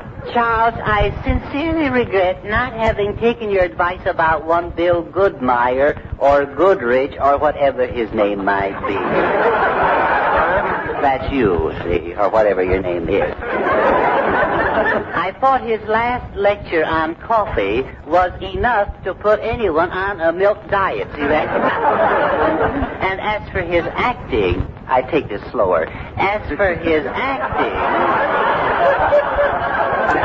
I have only two things to say. P.U. Well, I'm sorry, but I think he's wrong about that, and my fan mail will prove it. Only the other day I got a very nice letter from a girl. And what did your sister have to say? Oh, now, I don't see what Sanborn is squawking about. Statistics prove he's wrong. Statistics? Statistics. Yes. Can you say coffee?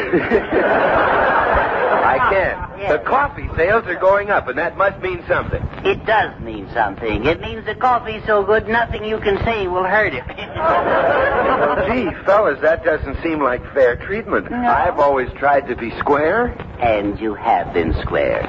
You have been square. A square peg in a round hole.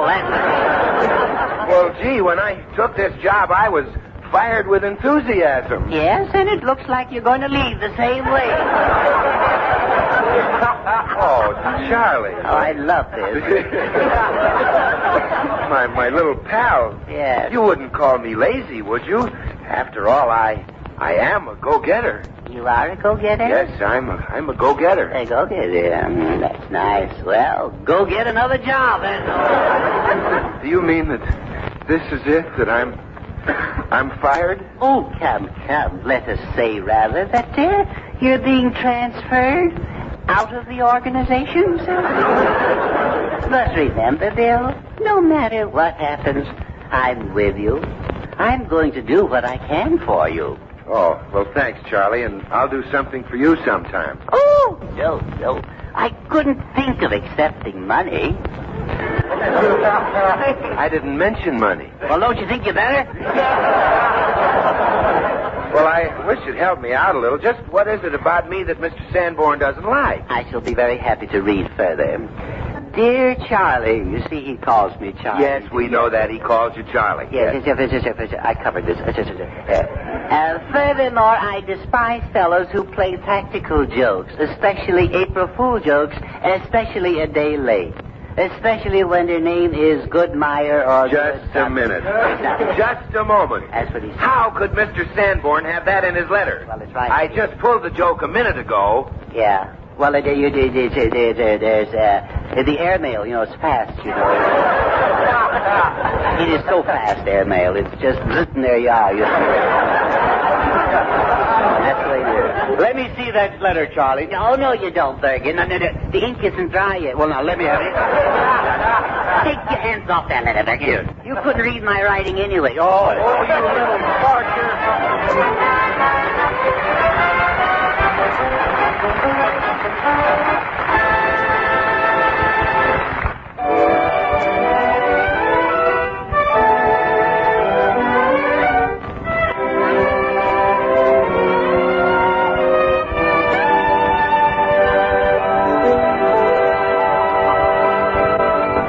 Mr. Bergen? Yes, Jane?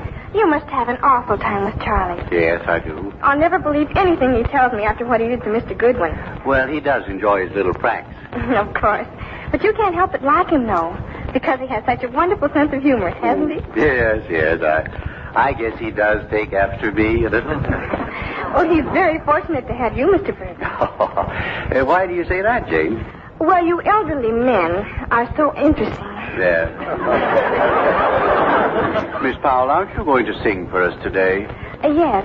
I have a song by Jerome Kern. It's I Told Every Little Star. Oh, I'd like that.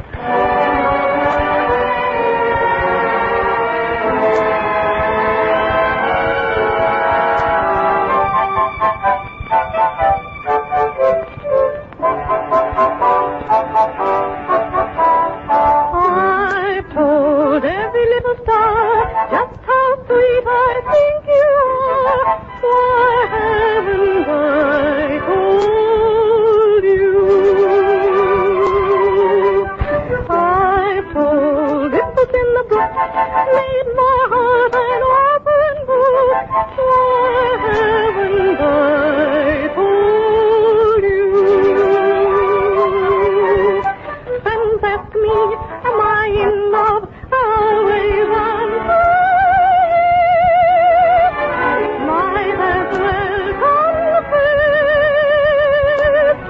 If I don't say yes, maybe you may know it too. Oh, my darling, if you do, why haven't you told me?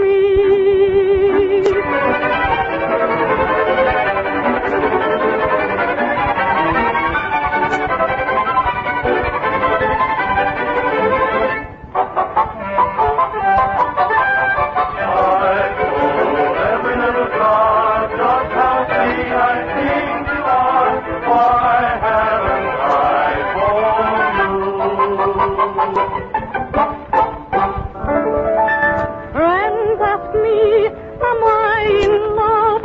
Always answer yes. Might as well confess. If I don't say yes, maybe you may know it too. Oh, my darling, if you do, why haven't you?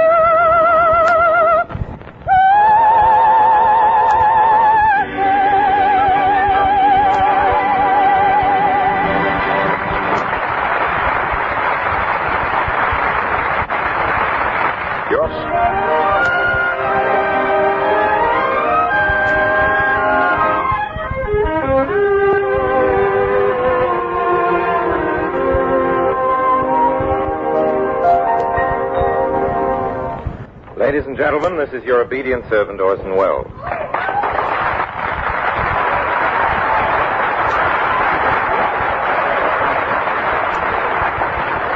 Thank you very much. Thank you very much, Sis. Now, tonight I'm going to do a play. Wait a minute here. What's going on here?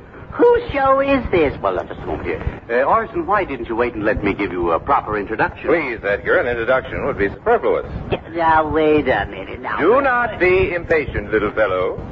I have written a play, and there are parts for all of you, you lucky people. What is there about you that gets you? Oh.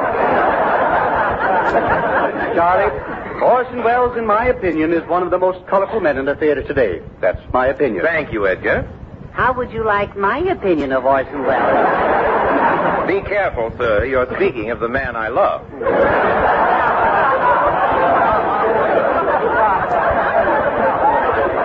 Well, you don't have to laugh all day at it. Your modesty is so refreshing. Well, Charlie, you must admit that Mr. Welles has made some outstanding contributions to the entertainment world. Oh, that's very nice of you, Edgar. I suppose I do have some claim to fame. That's right. You did marry Rita Hayworth.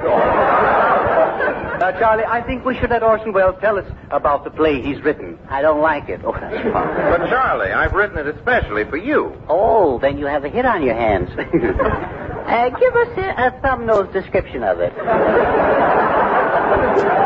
Well, in the past, I have concentrated on the serious drama, but this time I have delved into the realm of whimsy and fantasy. Quick. Yes, quick. Press my cravat. Because Easter is only a week off, I thought it'd be only right that we give due honor to that hard-working little creature of the forest, the Easter Bunny. Oh, that is sweet. Only you could have thought of that. What is it called? The pathological evolution of the Ortilagus cuniculus. That is the working title. Yes. I should say it is. I think it's so much work to say it. If you don't mind my making a suggestion. Oh, not at all. I appreciate your opinion as well as that of a person who knows what he's talking about. Suppose we just call it Itsy Bitsy Bunny Boo.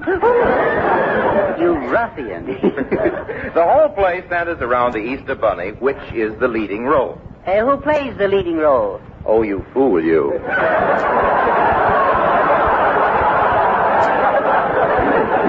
This is not my day.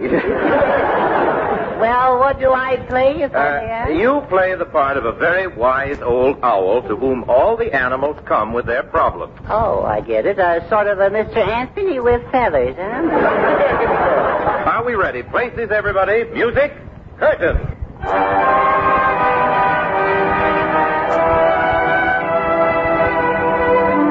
Imagine, if you will, the forest primeval. A woodland awakening where the morning steals upon the night, melting the darkness. The all-cheering sun begins to draw the shady curtains from Aurora's bed. Aurora's bed. The slant of its rays causing the dewdrops to glisten like the opalescent rubies in Queen Mab's fairy crown. This will set radio back 20 years. I am a happy, merry, mischievous little bunny, and I am tripping through the forest.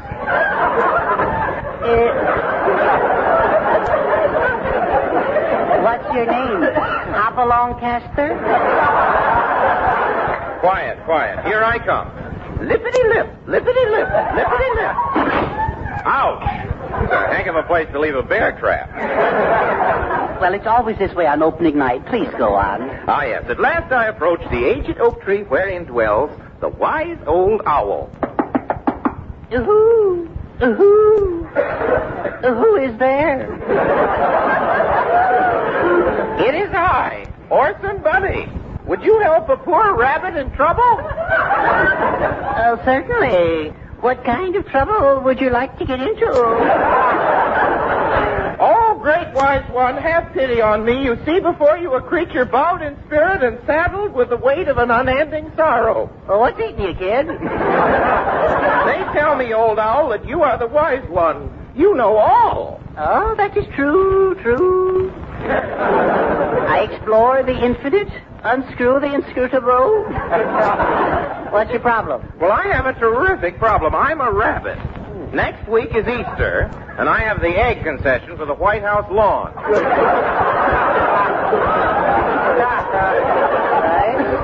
You are very fortunate. But I can't get dyes for my eggs. What are you going to do? Well, I I think I'll write a letter to the Dice Committee. It says here, I did not write this. It says I wrote the play. I did not write this, Bill. Bergen cast me the role of the playwright. I knew what he was doing it for. He wanted to blame me for the material. Well, you had it coming, though. Mr. Wells, did you have any help on this play, or did you louse it up yourself? I've been trying to explain to our listeners that if they just tune in on Wednesday nights, they'd hear me in an entirely different kind of material. Or Wednesday night. Yes, or any other night for Jason Sanborn coffee. It's always refreshing. Thank you for mentioning that. I'd like to explain that right along here, the play is supposed to get better. Well, why doesn't it? Now, what were we talking about? Oh, yes, that's right. Well, you know, you were an Easter bunny, and you just laid an egg, you remember? Yes, I'm back to producing again. Yes. Thank you. What do you say we get back to the play for a change now? Now, I'm a wise old owl, you know? Frankly, I've seen better owls in drugstores. Oh. I'm sorry, people. Wednesday night's an entirely different line of work. Change it to Liggett. Frankly, I'll give it to you again. Yeah. Frankly, I've seen better owls in drugstores. Well, now, just a moment. I'll have you know that I'm listed among the who's hoot. That could have gone out, too. Yes. Now, back to the play. Yes. Mr. Owl, my big problem is... Now, just a minute. Here comes Sherman the stork.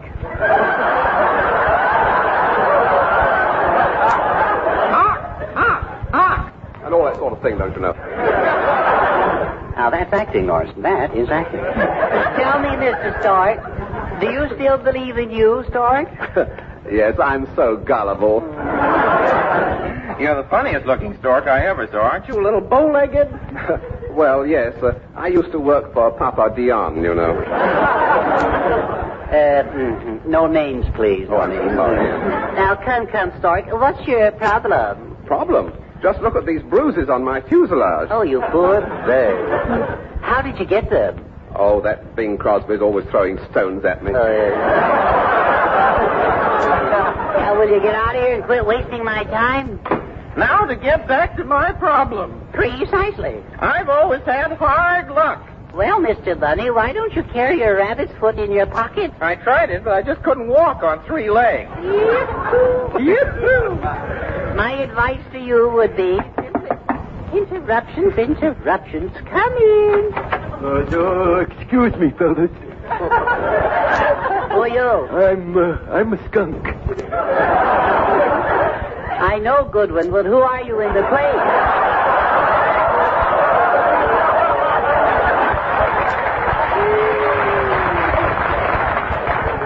Now, let me play my part, will you, Charlie?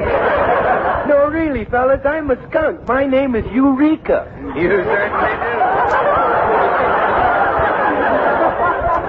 What's your trouble? Well, I'll tell you, I don't feel so good. Last night I got stinko. Well, you've got a nasty hangover today. You know, I don't have a friend in the world. Well, if I might suggest, your perfume is a little too obvious. Either that or your brakes are burning. Gee whiz, nobody hardly ever talks to me, and worse than that, I got to move out of my house. Pourquoi? Well, a family of goats moved in next door. What's wrong with that? My goodness, do you think I'd associate with those smelly things? Please, Mr. Owl, Mr. Owl. Popular, isn't he? I see no reason for applause No, there. I don't either, Charlie. We agreed for the first time. The man only played a part of a skunk, That's right. but he did it well. As you were saying... Yes. Please, Mr. Owl. Back in character. You haven't heard my biggest problem. All right, Bunny, what is it? I'm a rabbit, and my landlord hates children. Oh. What is wrong with the patter of little feet? Nothing. But at my house, it's a thundering herd.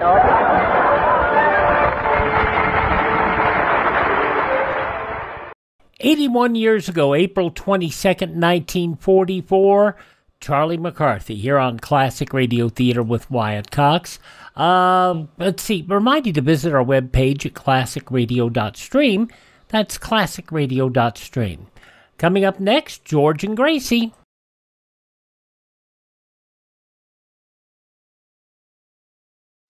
Ladies and gentlemen, the chief hope of our enemies is to divide the United States along racial and religious lines and thereby conquer us. Let's not spread prejudice. A divided America is a weak America. Through our behavior, we encourage the respect of our children and make them better neighbors to all races and religions. Remind them that being good neighbors has helped make our country great and kept her free. Thank you. Now, a couple of Jack's good friends, George Burns and Gracie Allen. This goes back 80 years to April 2nd, 1945. As we join the Burnses today, we find them in a downtown department store taking advantage of a February clearance sale.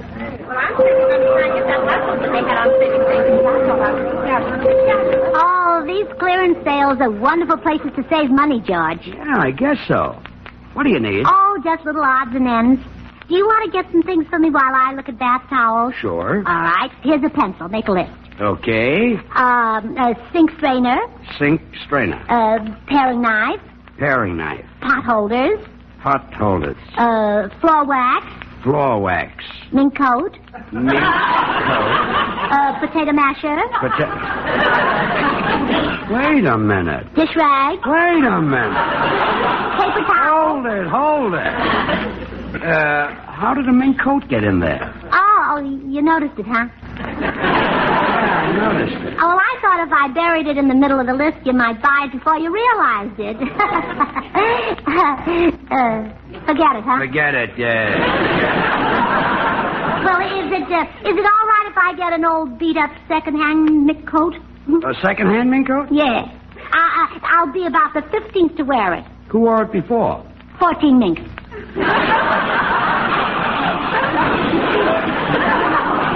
Gracie, I wasn't born yesterday. What do you take me for? A mink coat, I hope. Well, forget it. Now, let's buy those other items on the list. How many potholders do you need? 14. What kind? Mink. I'll sew them together. I said forget the mink coat. All right, dear. Now, where shall we go first? The fur department. I want to make a phone call. Make it from here. But up there, I can make it for nothing. Really? Well, sure. You get a free call with every mink coat. Gracie, you're not getting me into the fur department. Now, let's go on the elevator and we'll do our shopping. Going up. Step back in the car, please. Where are the kitchen utensils? Kitchenware's on the 4th floor. Step back in the car, please. We're packed in here like sardines now. Yeah, and my back itches. Would you scratch it for me, George? Sure. There. How does that feel? Fine, only a little to the left.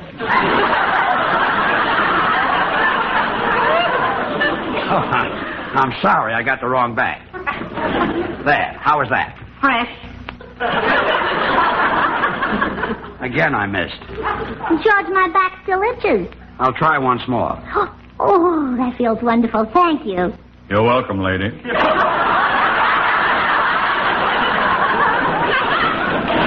You did it? Then whose back am I scratching? Mine, and take it easy. Your nails are very sharp. Start the elevator, will you?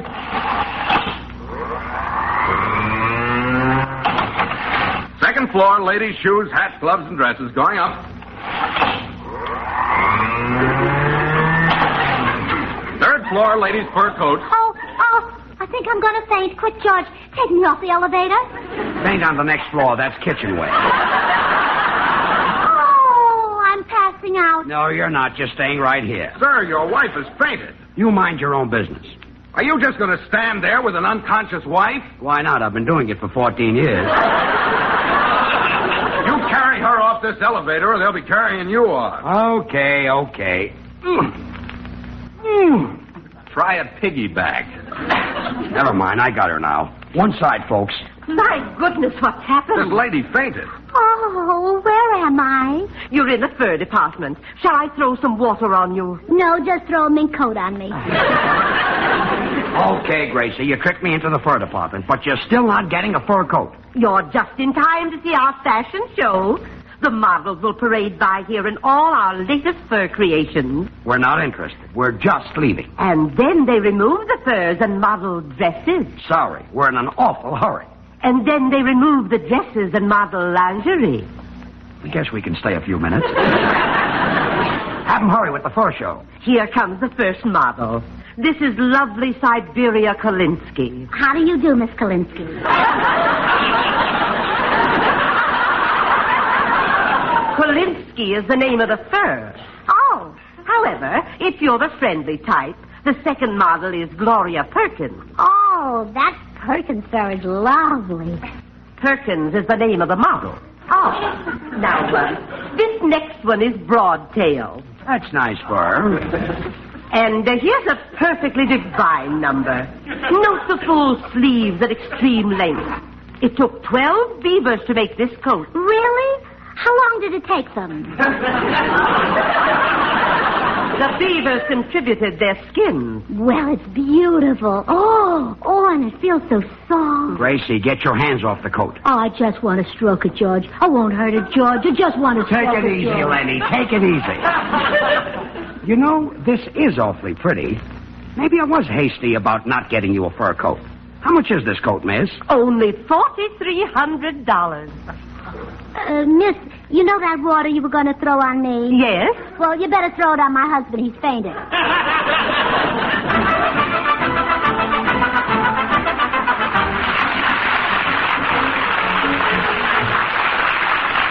Now, Gracie, ever since you got me home from the store, you've been after a fur coat.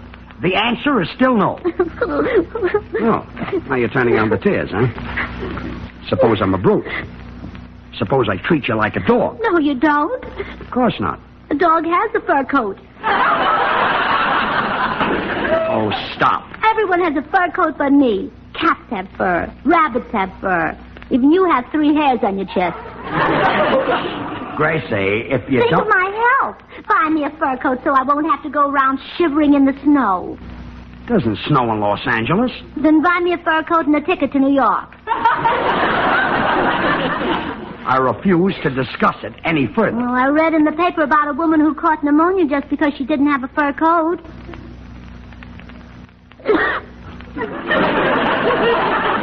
Caught pneumonia and died. Better have your black suit pressed, George. George, marry again, but not too soon. Remember me a while. And George, take my insurance money and buy yourself a fur coat. I don't want you to go the way I'm going. Forget it, huh? Forget it. I'll go get lunch ready. You're all right, dear. What a woman I married. Oh, well, it's better than doing a skating act. Come in. Howdy, little man. Oh, hello, Mr. Judson. Say, I wish I had some of that Texas oil money of yours. Gracie wants a fur coat. Why, shucks, down home I got one for my wife and it didn't cost me nothing. I just went out in the woods and shot some rabbits. And you made her a coat? Yep, beautiful mink coat. Mr. Judson, you can't make a mink coat out of rabbit fur. These was Texas rabbits. Oh, I forgot everything is better in Texas. You bet your life. Why, Texas is better than the other 47 states put together. I'm surprised you admit that there are other states. Oh, why, sure. Them 47 states are the USA. Right. The United Suburbs of Amarillo. Mr. Judson, USA means United States of America. Yankee propaganda. I guess so. Now, you do what I done and shoot your wife a fur coat. Of course, it was easy for me because I'm a dead shot. I just drawed a bead and plugged that rabbit 4 times. Well, if you're such a good shot, why did you have to plug it 4 times? I done it a purpose. I knew I was going to make a coat out of it, so I shot in the buttonholes.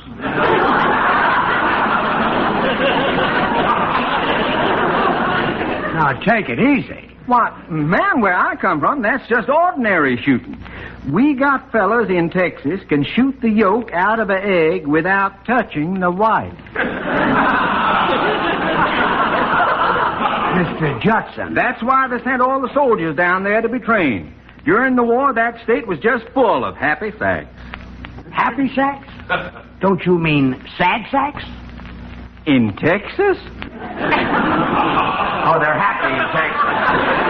Well, I lost my head. Now, George, hello, Mr. Judson. Howdy, little lady. Say, I was just telling your husband how I went hunting and got enough animals to make my wife a fur coat. Why, that's a wonderful idea. George can do that, too. How did you get them, Mr. Judson? I knocked them over with my Remington. Oh, hit him on the head with a typewriter, huh?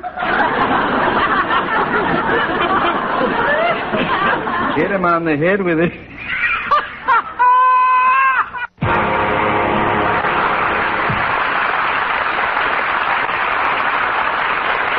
Now, listen, Gracie, just because Mr. Judson shot a fur coat for his wife doesn't mean I can do it. Well, why not? Well, he's good. That guy can shoot a rabbit blindfolded. Well, so could you if you saw a blindfolded rabbit. Suppose I shot a couple of rabbits. Would you be satisfied with a rabbit coat? George, I'd rather have a rabbit coat from you than a mink from Saks. Really? Can I have a mink from Saks? No. I'd rather have a rabbit from you. I say, well, thanks. Come in. Hello, Gracie. Hello, Joe. Oh, hiya, Dr. Mill. Oh, Dr. Mill, I'm so glad you're here. You're a psychiatrist. Now, maybe you can reason with George. What about? Well, I could have a fur coat if he'd go out in the woods and get the rabbits, but he doesn't think he can. Why, of course you can, George. It's the law of nature that man should wear the skins of animals because he's more intelligent. Yeah, huh? Certainly. That's why Gracie can wear a rabbit skin coat. If the rabbit was smarter than Gracie, it would wear a Gracie skin coat. I never thought of it that way. Hey, a hunting trip might be fun. Would you like to come along, Doc? Oh, I'd love to. I've got a wonderful shotgun, new automatic type. You just insert a magazine. Oh, isn't it wonderful? You can hunt and read at the same time. What are you thinking about, Doc? I'm just wondering how a rabbit would look in a Gracie skin coat. I see what you mean. Come in. Hello, all. Oh, hello, Meredith. Hiya, Mare. Would you like to go hunting with Doc Miller and me? Oh, you bet I would, George. As a boy back in Mason City, Iowa, I used to take the shotgun and head for the woods every Saturday with Sport trotting by my side. Oh, good, good. I can still hear Papa's tender farewell. Be careful and don't shoot yourself, son. Those shells cost money. Look, Meredith. George, would you like to hear an exciting thing that happened to Sport and me one day? No. Well, sir, we were hiking through the woods. Sport was frisking about, licking my hand, when suddenly he stumbled upon a rattlesnake. With a startled cry, he yelled, "Meredith, save me from the reptile." Well, sir... Wait a minute. Your dog said that? Well, Sport isn't a dog, he's my brother. Well, sir, you said he was licking your hand. Yeah, I've been eating a peanut butter and jelly sandwich. Well, sir, goodbye, Mary. George, you don't wish to hear the finish of my story? No. Very well. I'll plan on going hunting with you. Good, and you don't have to worry about shooting yourself. I'll pay for the shells. Thank you. Goodbye, all. Goodbye, all.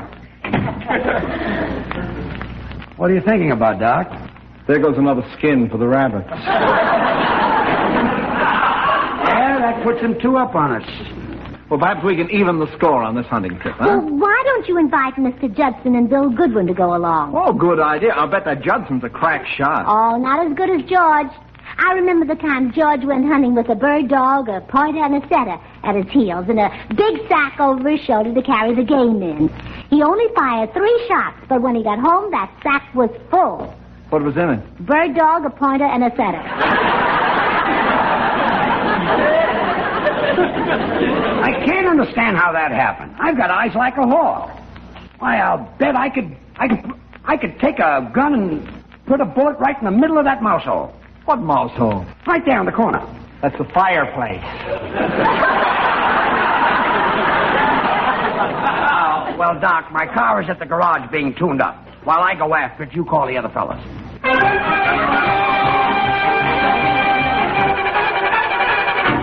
Your car's all ready, Mr. Burns. Look at the way I tuned up that motor. Swell. I'm going on a hunting trip this afternoon, and... Wait a minute. You're the fellow who's been giving me trouble for weeks now. You always had a different job, and you always lose your temper. Only because I was a poor, frustrated soul, pushed into jobs where I didn't belong by the fickle finger of fate. I say, but now that I'm a mechanic, I do things that really help people. Good. Why, I ground your valves. I scraped your carbon. If you want me to, I'll adjust your gasket. No, my gasket is fine. I'm so happy with this job. Glad to hear it. Let's have my keys, please. Being a mechanic has taught me a lot about life, too. Life is a piece of machinery, and we're all parts of it. Some of us are cogwheels, some of us are spark plugs, and some of us are just nuts.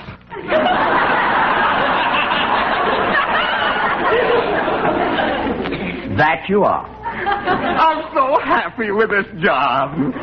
Please, my keys. I put this engine in tip-top condition. When you drive off, it'll surge with power. Good. Let's have the keys. You'll be able to pass everything on the road. You'll go by one.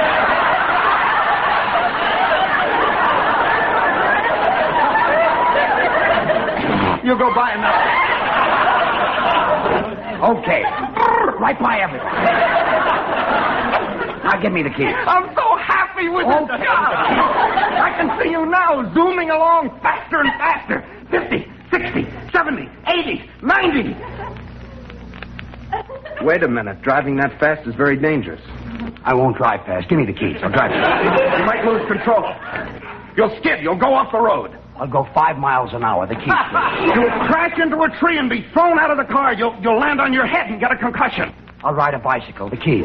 You may recover, but for the rest of your life, you'll have blinding headaches. And all because the garage made me tune up this motor. I'll use skates. My keys. Well, I want no part of it. I'll quit this lousy job. Please, let me have the keys. And give you a concussion? Never. I'll take my monkey wrench and wreck this motor. When I sit up... 1 second. 1 second. Wait a minute. There. I've kept you from having a headache. Bye.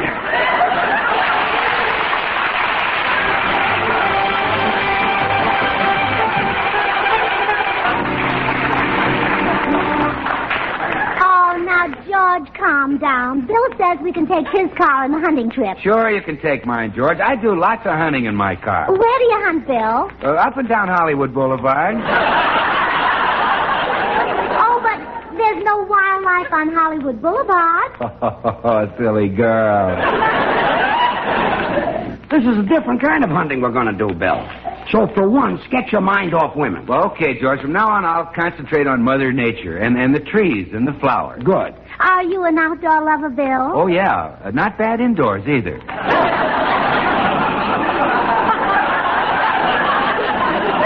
Bill, can't you think about something besides women?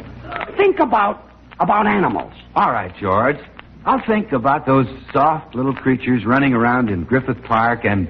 Oops, there I go again. This guy is murder. Now, look, Bill, do you want to go hunting or don't you? I do, George, I do, but it's hard for me to forget women. Oh, bother the women. Oh, don't suggest that. He'll never go hunting. You're not kidding. Come in. Come on, Mr. Judson and Meredith, and I ready. Yeah, I'm hankering to do some shooting. Me too. Yeah. Now, let's get going. I want to shoot some rabbits. You think you can hit one, little man? Oh, George is a wonderful shot. He can shoot from the shoulder, or he can shoot from the hip. Yeah. I can't wait to get out there and take a couple of pot shots. Shoots from there, too, huh?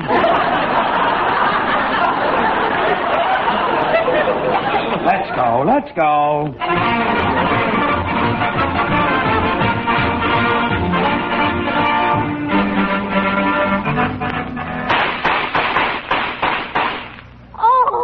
You're doing fine. I've almost got my fur coat. Yes, George is the only one who hasn't shot anything. Yeah? Well, watch this. There's a rabbit at the foot of that tree. Oh, wonderful. Now I've got a hat. A hat? You knocked the bird's nest out of the tree.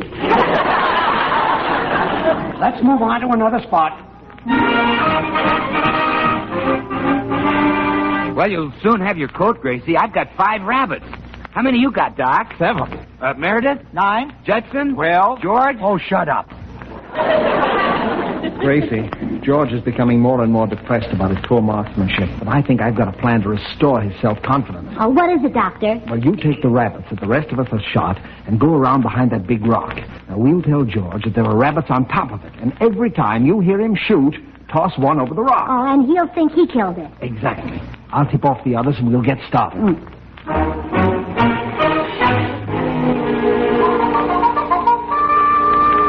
George, look. There's a rabbit on top of that rock. Where? I don't see it. It's there. Shoot. Okay.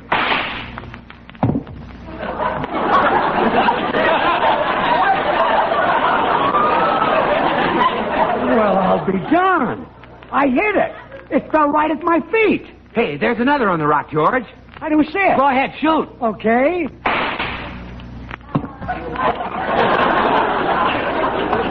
Again, I got one. Yonder's another one, George. Same spot. Where? I can't see. Never mind. Just shoot. 3 in a row. Boy, I got eyes like a hawk. There's another one, George. See right there on top. Never mind. I can see it. Hey, I'm terrific. Bang, and I've got a rabbit.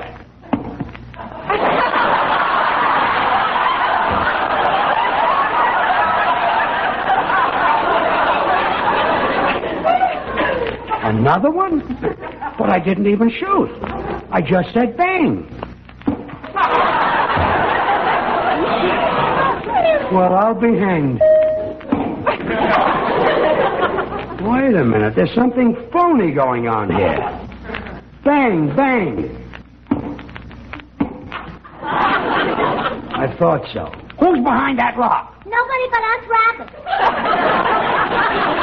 Gracie, come out of there. Making a fool of me in front of everybody. Now, don't blame Gracie, George. We were all in on it to help you. Yeah, we were. I don't need your help. You can all go home and leave me here alone. I'll get my wife a fur coat. Well, when will you be home, dear? I'm not leaving these woods till I've shot something. Well, at least come out in November to vote. Never mind. Just run along. All right, dear, and whatever you shoot, I'll wear it.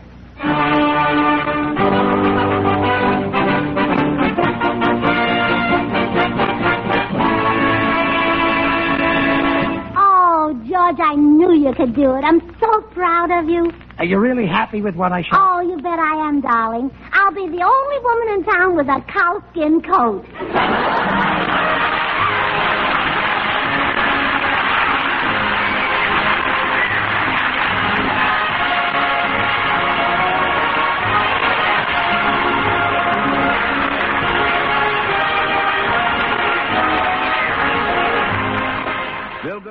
April 2nd, 1945, 80 years ago, George Burns and Gracie Allen. Coming up next on Classic Radio Theater with Wyatt Cox, Lum and Abner.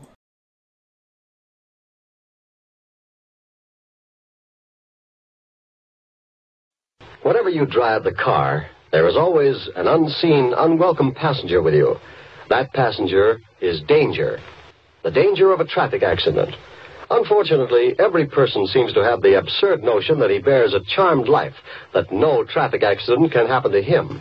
But it can, and too often it does. So when you're behind that wheel, don't take chances. Obey all traffic rules. Drive safely for life, your life, and the lives of us. What to do with the money? That's what Lum and Abner are trying to figure out in this episode from 83 years ago today, April 2nd, 1942. The makers of Alka-Seltzer bring you Lum and Abner.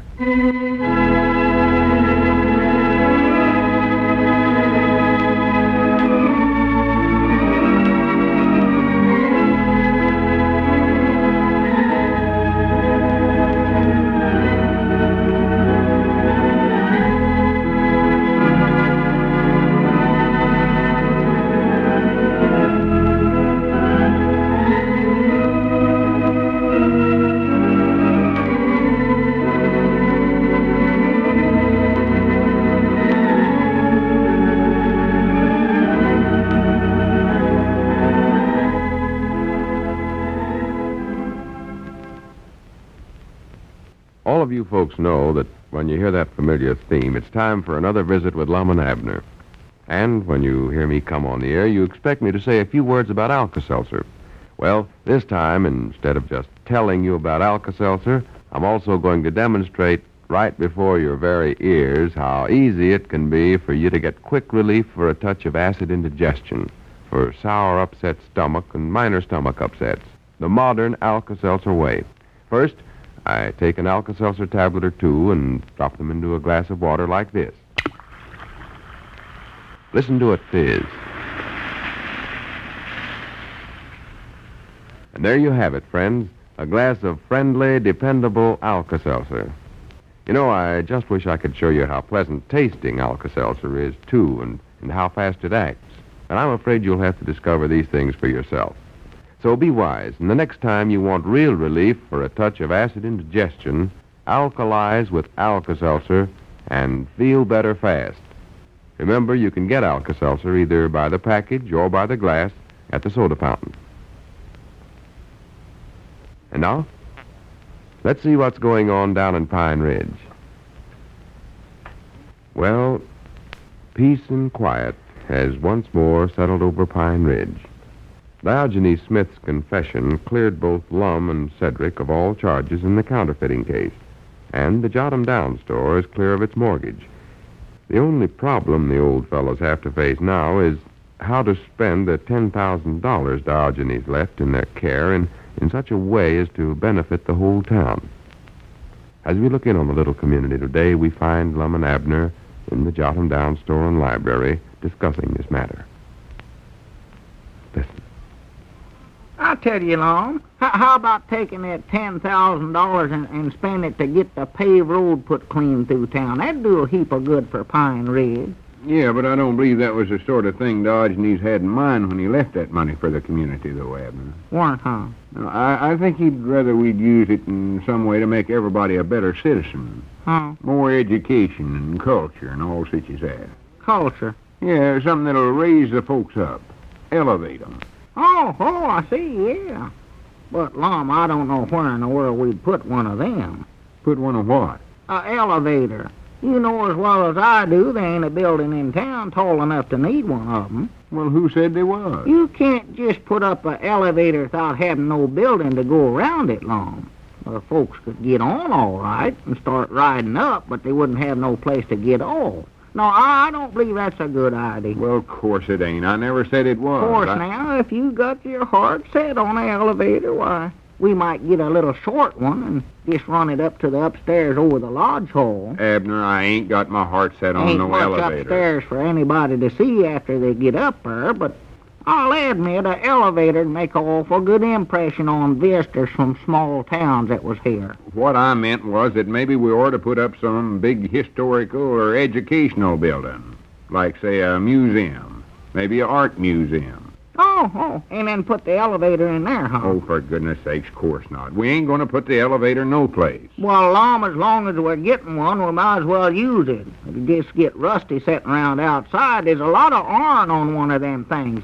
Don't you recollect that one we rode on at Kansas City that time? I know what an elevator looks like, but I never had nothing like that in mind at all. Huh? All I said is that it might be a good idea for us if we put up an art museum. Get a lot of famous pictures and hang them up on the wall so folks can go in there and look at them and admire them. What kind of pictures? Oh, famous pictures painted by famous artists. Huh? Diogenes was telling us all about that stuff on our trip back from St. Louis the other day. Well? That's why I figured maybe he'd sort of like it if we used his money to put up art museum. Well, if he'd like it, well, I reckon it'd be all right, but I still don't see what kind of pictures would be good for a thing like that. I'd be proud to bring down our photograph album, though. No, Abner, not them kind of pictures. There's an awful cute one, a little Pearl, when she was just a young'un. Everybody says she looks just like me in the picture. No, I wouldn't want that no way. Huh? We don't want no photographs. I told you these was painted pictures. I don't know exactly where we'll go to get them or how we'll pick them out, but I know there's one we'll get first off. What one's that? One Diogenes was talking about, one of his favorites. Well? I believe he said it was called Whistler and His Mother. Or just Whistler's Mother, I believe. Well, What is a picture of a boy whistling and his mama? No, according to the way Diogenes described it, there weren't no boy in the picture at all. Well, how did they know he was whistling then? He weren't whistling. Whistler was just the name of the fellow that painted it. At least that's what Diogenes told us. Well, who was whistling? His mama? Oh, of course not. Didn't you just hear me say that the painter was Whistler? Oh, the painter. Oh, one of them happy fellers that whistles while he works, huh? Oh, for goodness sakes, Abner. Yeah, well, come on, tell me some more about this museum we're going to build on. We ain't going to build no museum. Well, what are we going to do with the $10,000 then? You know, Diogenes left it up to us to decide how to spend it. Yeah, but I think now Diogenes made a mistake right there. He did. Now, I don't believe me and you are the ones that ought to decide what would be best for Pine Ridge. Well, who's going to do it then? Well, the public. Who? We'll leave it up to the citizens of the town. Oh. Everybody will have different ideas, natural. Oh, yeah. Out of all of the ideas, we ought to be able to pick out one that'll be the most good for everybody. Well, I thought you weren't going to tell nobody about the money Diogenes left, though. Well, I just meant I didn't want them to know about the check till we knowed what we was going to do with it. Oh. Otherwise, everybody be coming around here trying to scheme us out of it somewhere. Oh, my, yes, yeah. But I reckon we better tell them right away. Wait a minute. We don't need to mention the money. We don't, huh? Well, of course not. We can just ask them what they think would do the most good for Pine Ridge. Yeah. Well, who we going to ask? Everybody? No, that'd take too long. We just take a crisscross section. Huh? Or cross-criss section, I reckon it is. Means you just ask one of each type of feller. Like one banker and one business executive, and one delivery boy, and one housewife, and paper hanger. Now, wait a minute. There comes Cedric up out there. Oh, well, now, there's somebody right there we can ask. Well, he ain't none of them things you mentioned, a executive or none of that. No, but he's a type all of his own. Oh, yeah. And besides, that boy's getting some awful good ideas lately. Don't forget, he was the one that studied up how to find Diogenes. Yeah, that's right, ain't it? Yeah. Yes, sir. There's a lot of good common sense in that boy's head. And he might be just the one to give us a good, sensible idea for the... Here he comes along. Yeah. Well, howdy, Cedric. Wonderful world. Wonderful world. Come on back, Cedric. Yeah, how you feeling today, Cedric? Oh, pretty good, I reckon. Sort of lonesome, though. I miss being in jail some way or other. Well? That was sure a lot of fun being in there. Reckon what I could do to get back in there, reckon. Well, Cedric, you don't want to go back to jail. Of course you don't. It ain't no place for a respectable boy like you. No. Besides, you want to be around Pine Ridge when we get a certain secret project going on here. Oh, my, yeah. Fact is, we want to ask you a question about it right now, Cedric. Yeah, what do you think would do the most good for Pine Ridge, Cedric? A elevator or a picture of a feller whistling? Mom? Elevator No, that ain't got nothing to do with it. Huh? Cedric, just tell us what you think would do good for the whole community. Well, let's see. I believe the best thing would be a new pinball machine down there at the restaurant. One that I could win something on once in a while. I can't beat that doggone thing. Oh, no, Cedric. I don't mean nothing like that. Well, I know I can't win on that one of Mr. Luke's no matter what I do. Well? He's even got the legs of it nailed down now so's I can't tilt it. Maybe I've been doing something wrong when I play it. I don't know. Maybe so. Now, wait a minute. You ain't thinking, Cedric. Think about everybody in town. Think what would be the best thing to do. And don't worry about the expense. I know if you just try hard, you can give us the idea we're looking for. Yeah, just sit down there and think for a while, Cedric, and see. Yeah, well, I'll try. I've been thinking about this for a long time, and I'll be a lot happier if I can get it. Yeah. Of course you will, and so will everybody else. And that's just what we want. So you just sit there now and think hard. Yeah, sort of lean back here, lean your head back and close your eyes if you want to, Cedric. That's the way Lum does when he's studying. Like this? Yeah, oh, that looks fine. Close your eyes now. Oh, wait a minute, Abner. Don't talk to him no more. No. Come on, we go up front where we won't disturb him now. Yeah, we'll be awful quiet. Reckon he'll get an idea showing up? Well, he might. You never can tell. You notice he said he'd been studying about this subject for a long time. Yeah. It shows right there that he's the thinking type.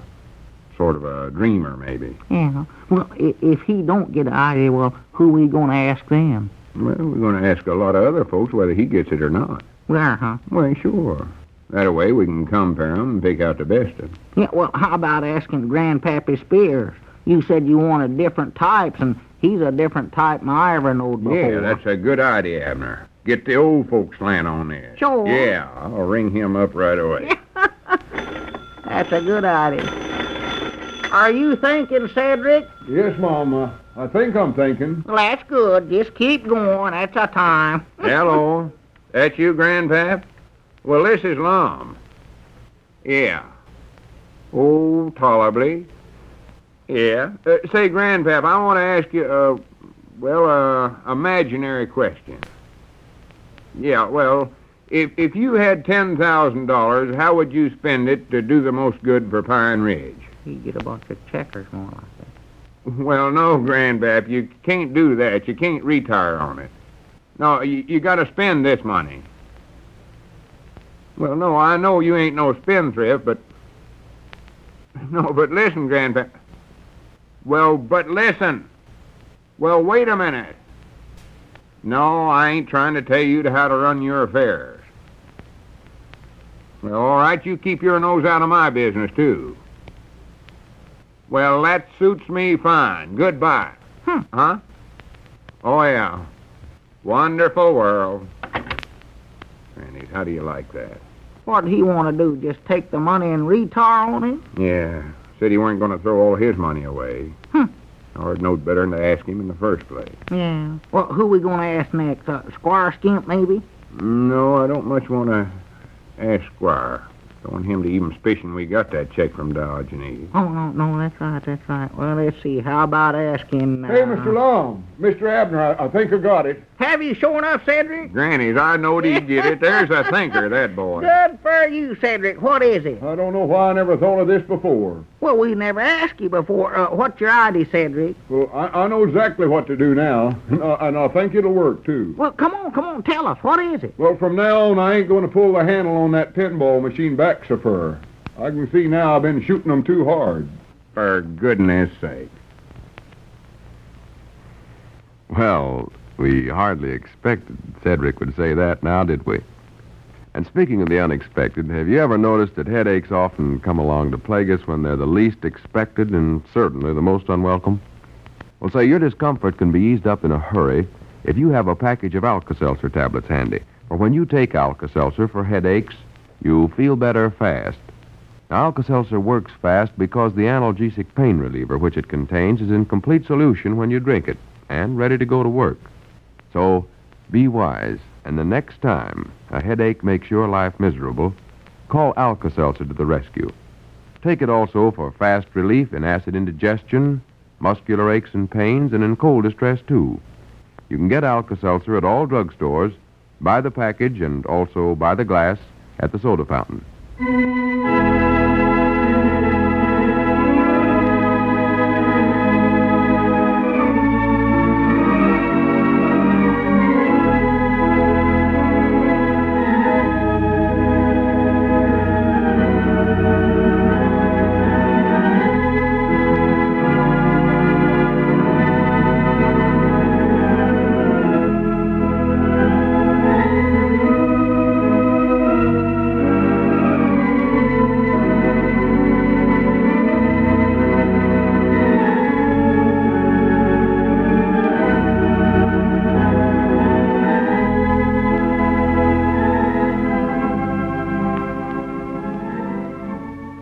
"83 years ago, April 2nd, 1942, Lum and Abner here on Classic Radio Theater with Wyatt Cox. Visit our webpage at classicradio.stream, and we'll see you tomorrow for more Classic Radio Theater, comedy and westerns here on Wyatt Cox.